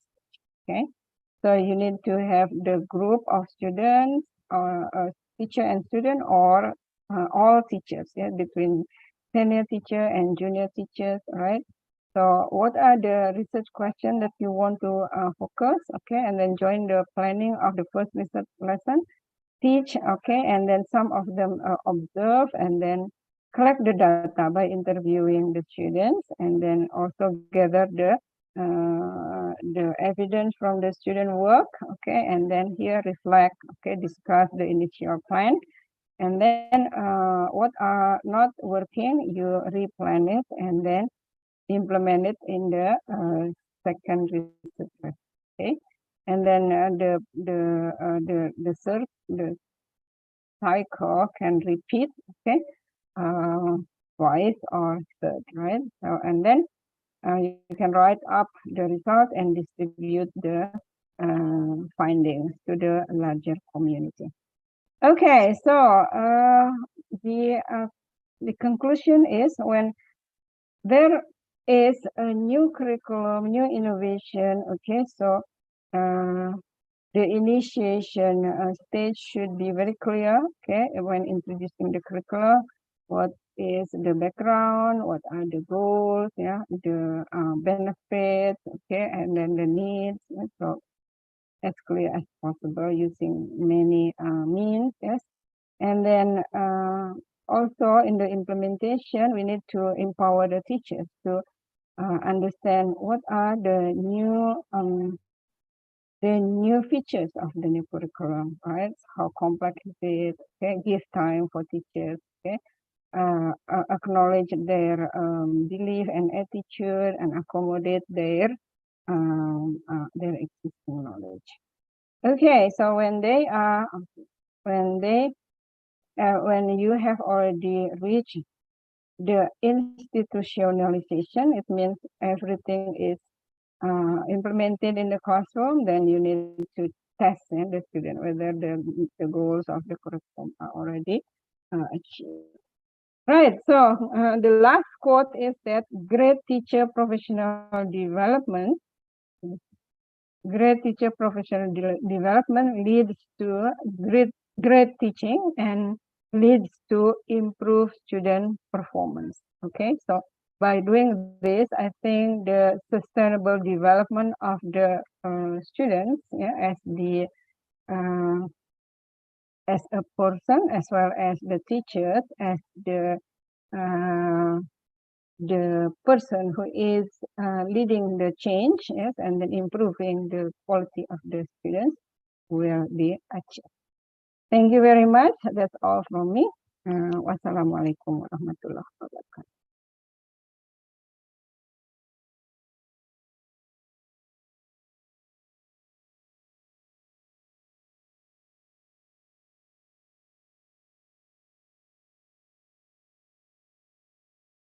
Thank you, Prof. Nuno, that has shared her knowledge for us. It is sad to know that Indonesian people has categorized as low proficiency group or kelompok kecakapan rendah in English, and also the reading competency, which is the literacy, is very low. But it's actually a fact that I could agree more. And it is also shown on the research that has shown by Prof. Nuno, that it turns out the teachers become more dominant than the students in interacting in the classroom. So there is curriculum Merdeka that has been introduced by the government to create a more efficient way of teaching learning in our education system, to produce more active and interactive students that is more confident. we need to work together. Sorry, we need to work together in this new curriculum so we can help our future generation to be more confident, to be more active in increasing their literacy and English competence, because those two things are necessary to open up new knowledge from around the world and new way of living for better future generations, and also sustainable development. And finally, our future generation will be ready to be part of global citizenship. So thank you for all of the speakers that have shared their knowledge for us. And then we already have so many questions. I will read the questions. And the first is to Prof. David. Hello, Prof. David. I'm here. So Is this it is the question from Karen? Yes, from Karen. Okay, I saw the question from Karen in the chat about how indigenous peoples can contribute to the kinds of themes that we're talking about, and I honestly think that they can kind of lead by example by trying to preserve some of that indigenous knowledge, because, as you know, the dominant powers tend to sideline a lot of that, and I think that the indigenous peoples have a lot to teach when it comes to what Rosa has been calling resonance, about how to get along as just part of the natural world and as one living creature among others, with more respect for nature. And it's not the indigenous groups generally around the planet who are responsible for the situation we're in terms of climate change and environmental damage. And so I think just trying to valorize indigenous knowledge as an example is probably the best answer that I could give to that particular question. I saw another question, as long as I'm talking, from Lovina about how can people from a very religious background participate in world missions, and there again, I think that that those of us who come from specific religious backgrounds, be they Muslim, Hindu, Christian, or Buddhist, any of the others that we could mention, I think that there are certain elements of those religions which need to be sort of valorized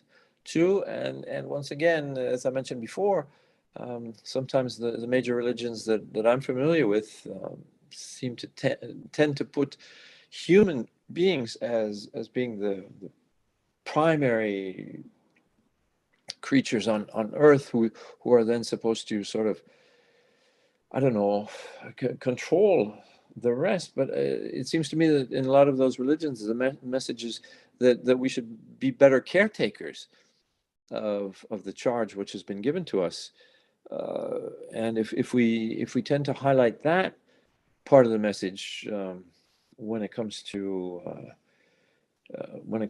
how we project our image from the various religions to others, that image of caretakers, and try to highlight that more than being the special creation of God, or however you tend to interpret that, I think that would be a good way to go. And so those are the two questions I saw that were for me, but perhaps I missed some. To become more moderate, not too extreme in religious, towards to other religions. Is that what you mean, sir? Well, I think that most of the religions have, at least as part of their message, the idea that maybe we're supposed to be caretakers of in a more holistic way, no matter what religious background we come from. It seems if we could highlight that, the caretaking mission, rather than competing with one another for control of resources and things, I think that would be a better way to go. Okay, so we being fair to all of the living beings. Okay. Exactly. Yeah. Okay. Thank you to Prof. David. And then here we have the question to Prof. Gupta. Yeah, Hello. I have seen the question. Yes. Yeah, I have seen the question. May I now answer it? Yes. Yeah, The time is okay. yours. Yeah, it's a very big country. In fact, ours is a very big country where the population is around 142 to 145 million crore people living here. Now, the only thing is that what government is doing, that is what the question is. See, there are two things which are being done simultaneously. We must know. One thing is that improving the quality of the education. It is not that a person has a degree, then he becomes eligible to get a job, number one. So the quality of education has to be improved, and education is to be linked with some kind of outcome. So the courses now, curriculums are being revised to make them outcome based, number one. I'm just going one by one. Second thing is that quality, that skill enhancement has become a part of new curriculum. It is a must for every student, UG or PG, to acquire a workable and practical skill. Third thing is that the focus is just not for job seekers, it is for job creators. So government is working on creating environment wherein the entrepreneurship is developed. So people do not seek the job, they become entrepreneurs. It is not an easy task for the government to handle it, but slowly and gradually, because what had happened was after immediately COVID epidemic, then what happened, that jobs were lost. And that is how the number increased.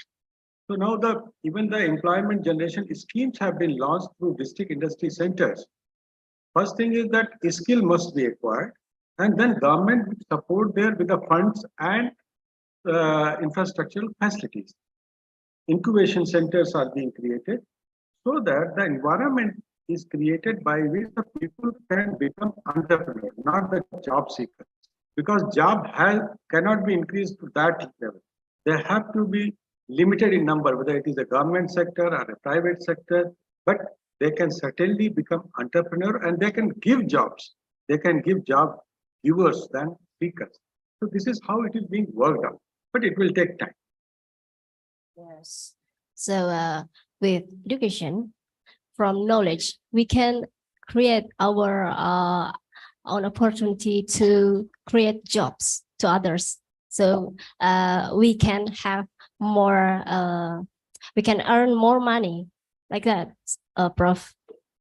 Is that true? It will take time. It will take time, and it is very slow progress because the skill development, that is where the skilled workforce is being created now. The focus is on skill, up skill, re-skill. This is what is going to happen now.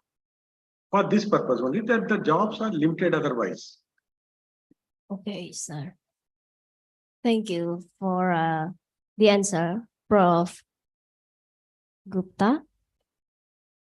Next question. Oh, the next question is also for Prof. Gupta. Maybe I will read the questions, Prof. Yeah, please. I watched the news, which said that in India there is a phenomenon where it is difficult to find work, to find job, even when they have received masters. They are having master degrees. Yeah. There are so This is the many. same thing.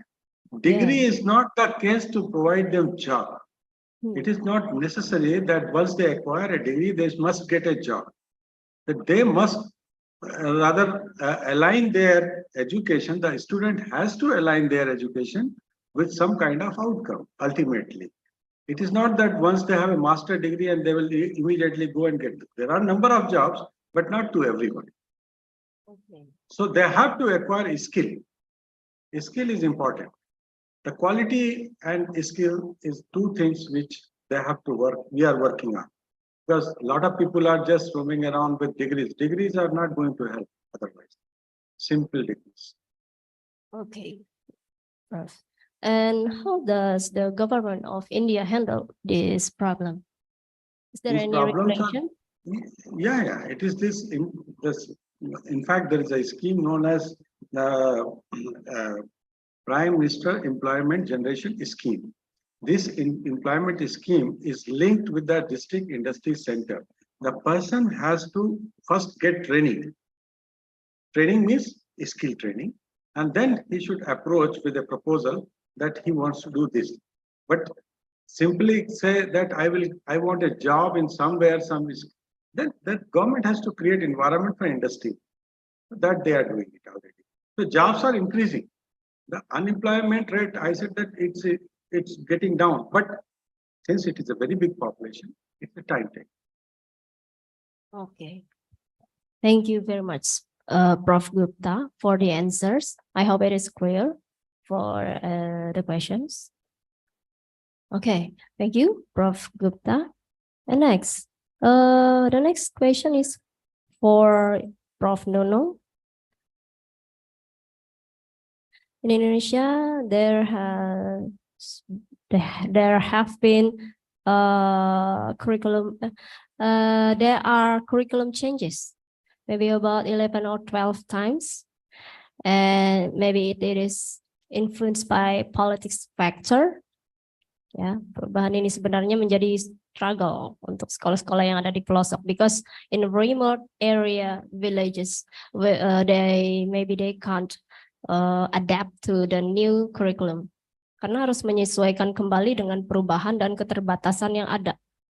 Untuk pergantian kurikulum yang terjadi dalam rentang waktu yang singkat ini, apakah memberi dampak baik dalam dunia pendidikan Indonesia atau hanya akan menghambat kemajuan dunia pendidikan di negara kita? Terima kasih.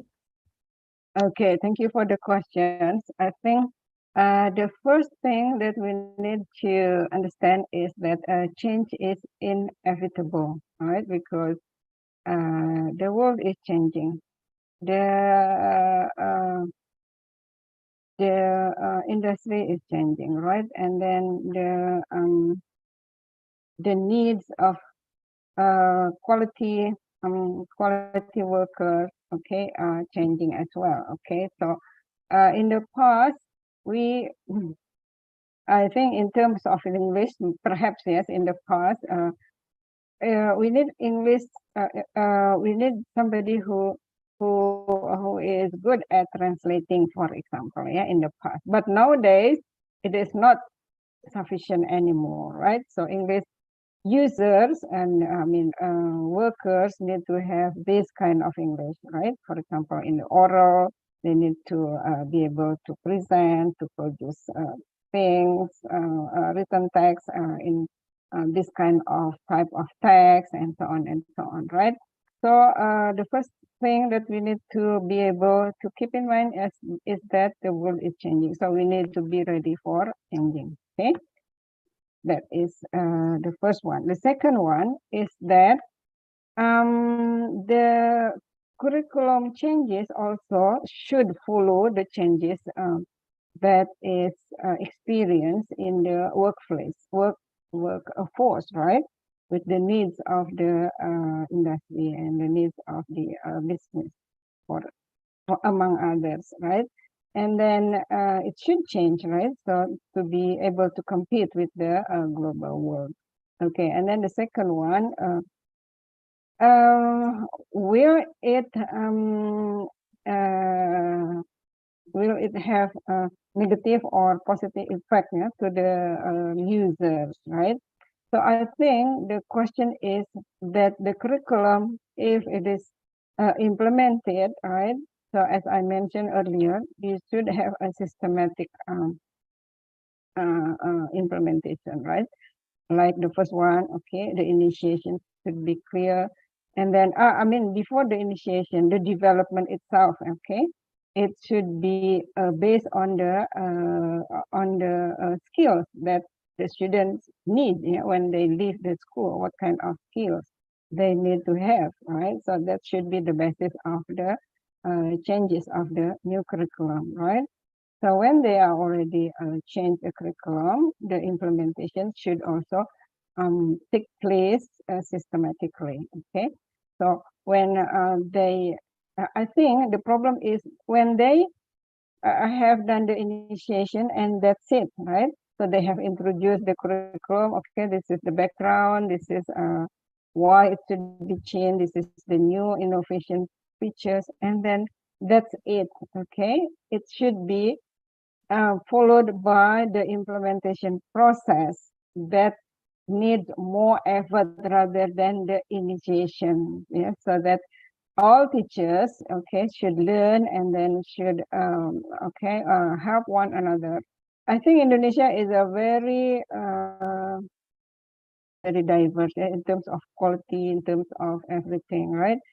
So that's why the government cannot teach all the English teachers, okay, which is maybe 1,000, right?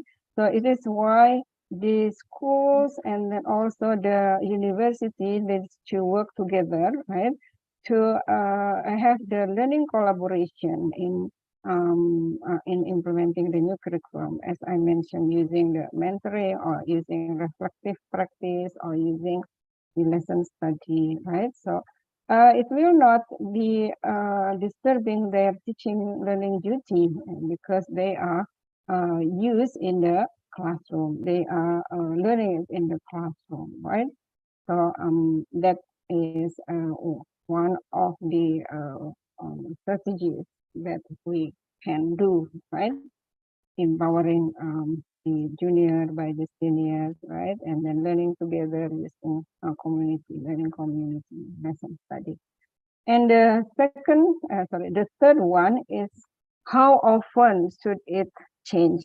Is it 5 times, 5 years? Yeah, once in 5 years, yes, when the ministry, when the president is changed, yes.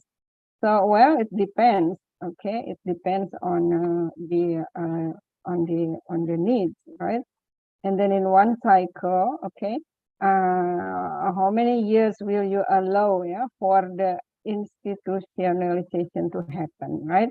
So, okay, for implementation for learning, for example, is it 2 to 3 years is sufficient? And then go and see in the school whether the new practice is already implemented in every classroom, right? So if it is yes, then it's time to test the students, right? So whether the goal of the new curriculum have been achieved. But if you see the classroom are still, you know, practicing the old way, yeah, so it must be something wrong with it, yes, because the result is not going to change, yes, if the teachers are still explaining, right? The text is the definition of text descriptive is this, right? So it's like a lecture, right? Not teaching English as a communication. So that should be evaluated, right? And then maybe correction in the strategy of implementation. Okay, that's my response. Thank you very much for the question. Hope my answer satisfy you. Thank you. Thank you, Prof. Nanu. So yeah, that's right. We have to collaborate between the teachers and the government, between the senior and the junior teachers. We have to work together to make it work. So we can face the new curriculum to be implemented in our education system. Okay, next. Oh, there is also another question from Donita to Dr. David. I'm sorry, to Prof. David. Yeah, I saw the question from Donita. It's about littering, and people even with higher education tend to still litter, especially in developing countries. And what can the government do about that? Well, I think there are maybe two answers to the question. The government could take a hardline approach. And in some countries they do. And if you litter, you receive a fine. It's actually a legal penalty for littering. I'm not a big fan of those hardline approaches. And in the second place, I don't think they work very well. I think the other answer, the softer answer to your question, you've already mentioned or alluded to in your question. You say that it's a lack of awareness and of habits, just bad habits. And I think that's it exactly. What we need to do is raise awareness. People who litter often think, oh, it's just a piece of paper or a cigarette, but it's nothing much. But when everybody does that, it becomes a lot. It's kind of like recycling. If we turn the question around the other way, if I do recycling all by myself, it doesn't make much of a difference. But if everybody does recycling, all of a sudden it makes a difference, right? And so I think that's is simply raising awareness in families, in schools, in our religious institutions. And it's never going to completely solve the problem, I don't think. There are always going to be some people who don't care, but I think that will be a step in the right direction.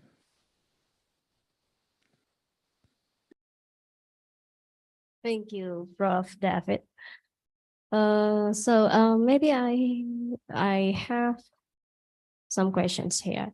So for Prof. David, actually in our city in Palangka in central Borneo, so actually there are some animals that actually protected by the government. For example, is pangolin, terenggiling, and then Asiatic soft-shell turtle. We call it labi-labi. And the people in here keep killing the animals. For example, the pangolin for the scales, it's for medicine. And then the labi-labi, Asiatic soft-shell turtle, is for beauty. The oil that is produced in their body is for beauty. And what is your opinion about that? Because it is it is done by the local people, the indigenous people that believe in that it is for medicine. Yeah. Exactly, and that kind of goes back to like the example of the rhinoceros horn that I was talking about in my talk, and these animals, I mean, they weren't created, to make beauty products or medicinal products for human beings. They were created to share the earth with us, and once again, it kind of goes back to what Donita was saying in her question, that a lack of awareness or traditional beliefs, which might be supported by longstanding cultures and traditions. Maybe there's some certain religious aspects in some of these questions too. But in any case, it's once again a question of awareness and education, and trying to change some of those longstanding cultural beliefs can take time, but it can be done. But we need to get people to understand that those animals do not exist for us to just exploit as we see fit for beauty products. I mean, we can understand that people use animals for food. At least that's a little easier to understand, but even then, oftentimes the way that we go about raising and sacrificing these animals for food needs to be rethought as well. But if we think in more of a biosphere approach, we would not look at these animals with the idea that I can become more beautiful or I can become healthier by killing this animal and using it for my own benefit. We need to think of them as equals, really, who are sharing the planet with us. Yeah, thank you, Prof. David. So it takes time, but it is surely can be done by us. Okay, thank you, Prof, for the answer. Okay, so here we have a participant named Mutia Farida. She wants to ask the question. So time is yours, Ibu Mutia Farida. All right, thank you. Is my audio clear?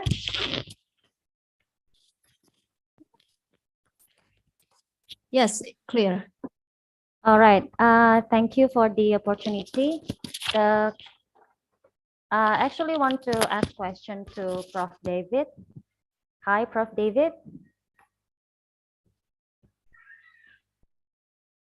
For me? Yes, for you. Okay.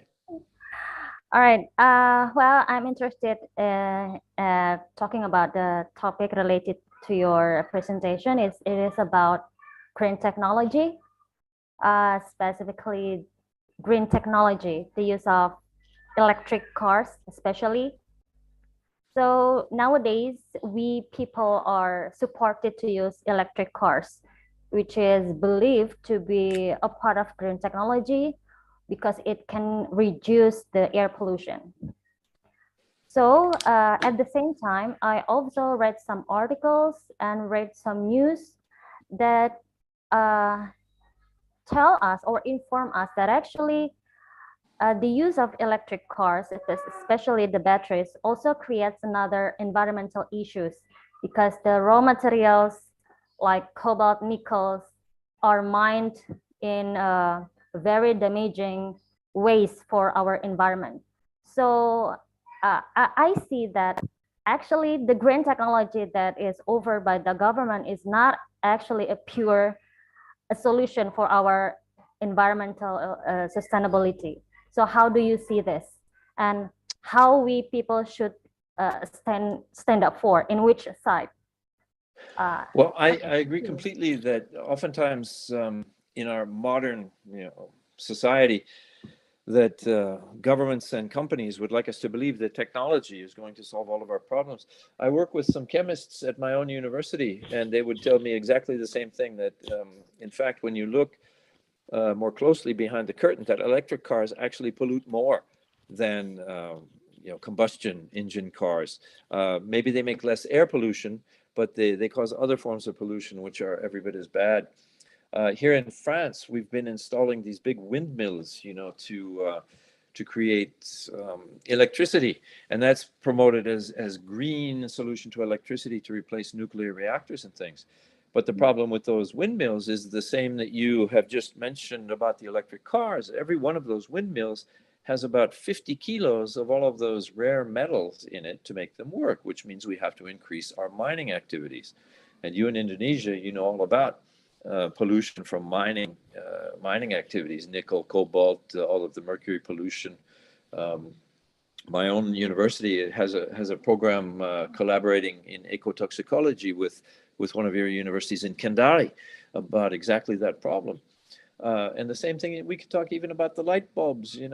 Years ago, they made us switch from the old-fashioned light bulbs to this new energy-efficient light bulb, and it turns out that the manufacturing process for those is incredibly polluting as well. And so oftentimes these techno solutions, it seems to me, they're not telling us the whole truth with those, and they're doing it basically to make money, to sell us products and to make us think that we're doing a green solution when we're really not. And the government, these things are done by private companies, but with the collusion and collaboration of governments, and they're not telling us the whole truth. And what we need to do is seek the truth, find some experts who are willing to tell us the whole truth about some of these solutions, like electric cars or windmill energy, or some of these other kinds of techno solutions which are being proposed as solutions when they're really not.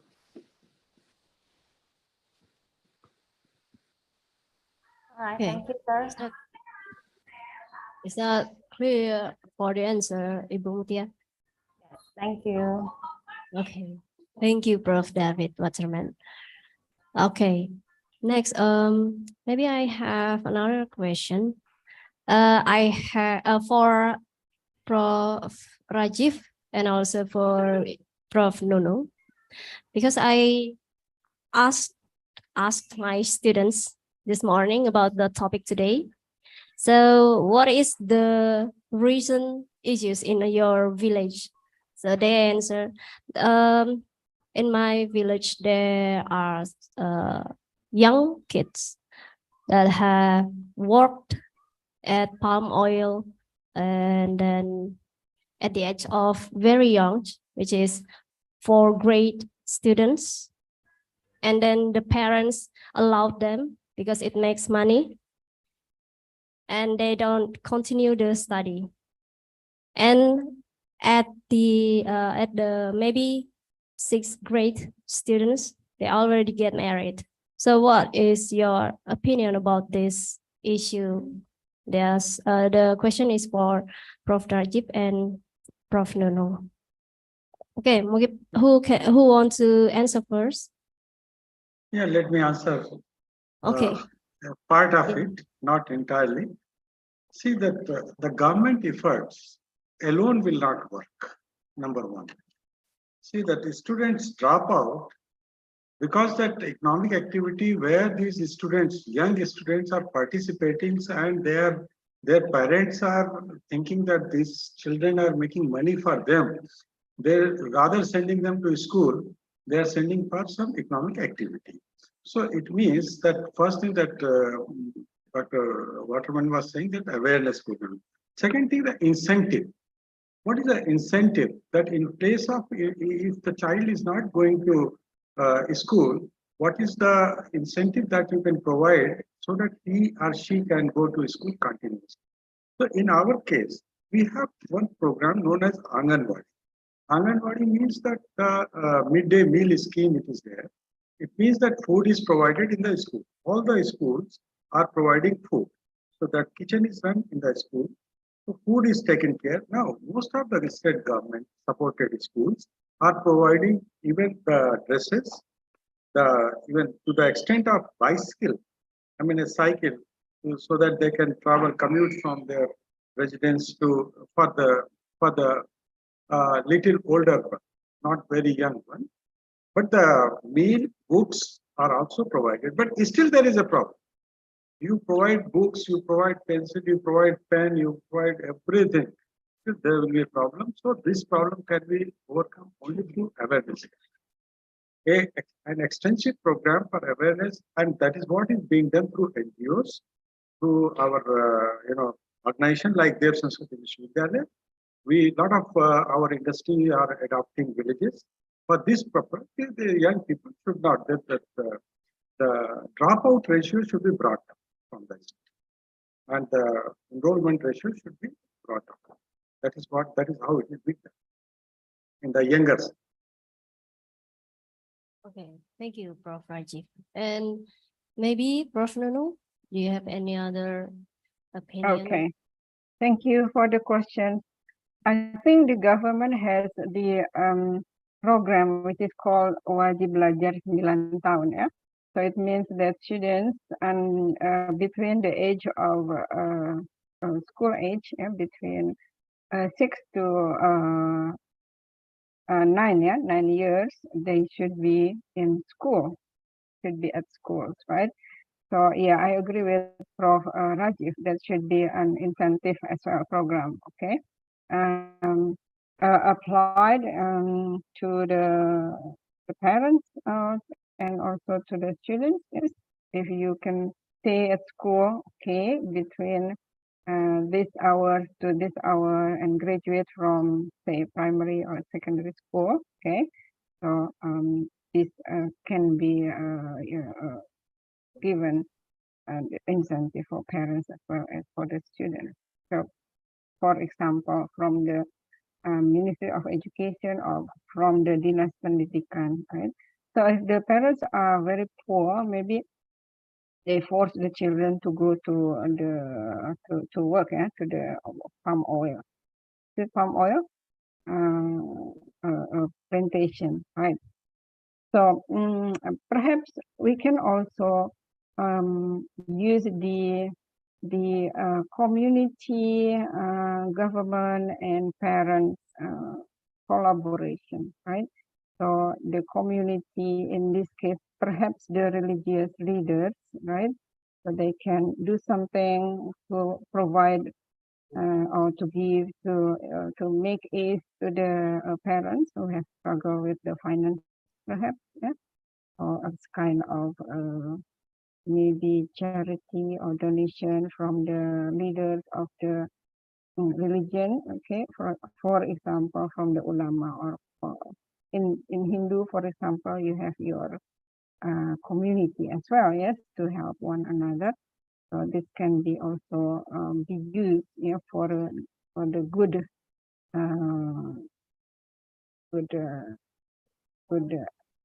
good deed, in this case, to keep the children at school. I think that could be one or two solutions, yes, to solve this problem. Thank you. Okay. Thank you, Prof. Nunu, and thank you, Prof. Rajiv K. Gupta. Very, very well and clear explanation of the question. Okay, the time is already There is a question coming up. There's a last question coming up somewhere. Oh, yeah. There is another question to Prof. Gupta. Yeah. All right. Can you read it out? Yeah. Yeah. Are they allowed to continue their studies when they are married and or maybe they are pregnant? Maybe it is. This is not an issue at all in education. They are married if they both partners are agreed that the education continues. There is no issue of pregnancy or this marriage in the education system. This is not a limitation.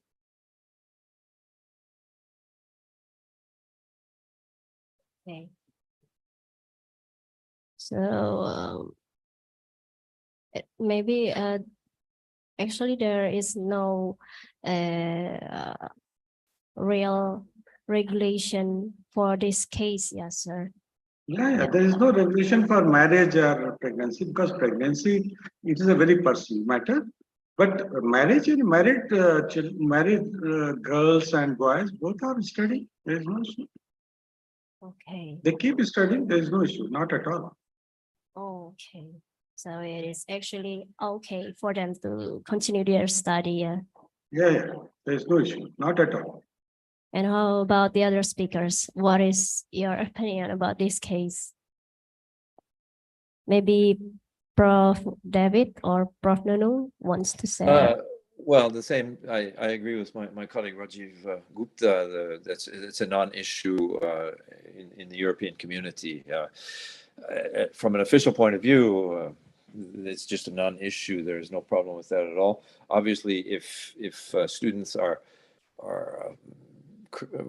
founding a family and raising children and things at the same time, then that's that takes more time on the home front. But that's a problem for them to organize privately on the home front. But institutionally, there's no reason for us to get involved at all. Okay. In Indonesia, I think it is a different case.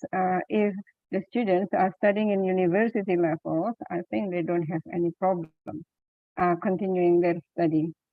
But if they are in the secondary school, in junior high school or senior high schools, I think the regulation or the opportunity is not the same as in your country, in India or in Europe.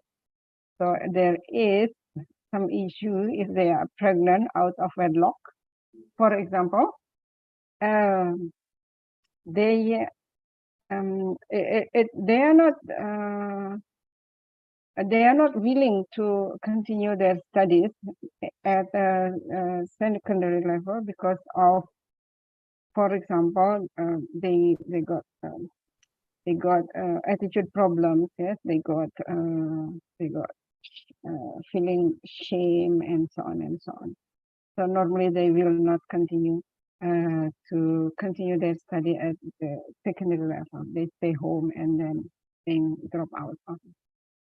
Maybe they will continue with the informal one, but not the formal one. The informal one, they maybe take courses, or maybe pelatihan or training in the provided in informal sector. Thank you. So it is unfortunate for our country, yeah, Prof. No. Yes, yes. Uh, I think it needs to be changed. So allow inclusiveness, yeah, in the secondary level, more inclusive to the different characteristics of students. so they will have the same opportunity to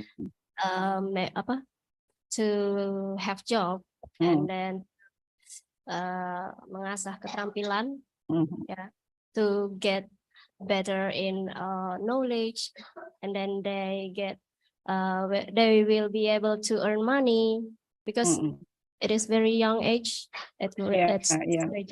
Yes, marrying between, during the school age, yeah, especially in the secondary level, is considered, it's not a good practice. It's not something positive, should I say. Let's hope that there will be a new regulation about that for our better generation. Yeah. Maybe there are so many questions actually that we really want to ask for all of you, the three speakers today, because the material that you have given to us they are very interesting, very rich, and we're really interested. But the time is it's actually 12:05 here. So actually it is closed at 5 p.m. but we are already late. I'm sorry. So we need to close this meeting for this evening, maybe in here. So thank you very much for joining us today. It is very nice for this opportunity, including for me to be the moderator for all of you today. Thank you very much. So maybe thank you. So maybe next we will have screenshots for all of us. Yeah, so we can screenshot all of our pictures for the commentary. Okay, ready? Who will take the picture? Siapa yang mau ambil? Langsung kan? Semua kah? Okay. Maybe not all of us can join because it is limited. Ready? Sudah? Okay. I will count it to 3. 1, 2, 3. Okay, next. 1, 2, 3. Next slide. There are so many people. So, okay, I'm sorry. Once again. 1, 2, 3. Finish? Not yet. Okay, next slide. Okay. Sudah. Oh, okay. I'm sorry. Once again, because there are so many people in here. So 1, 2, 3. Okay. Yeah.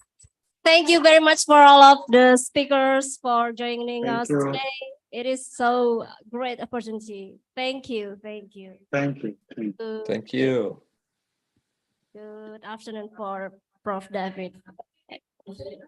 Thank you. Thank you. Thank you for organizing such a good seminar.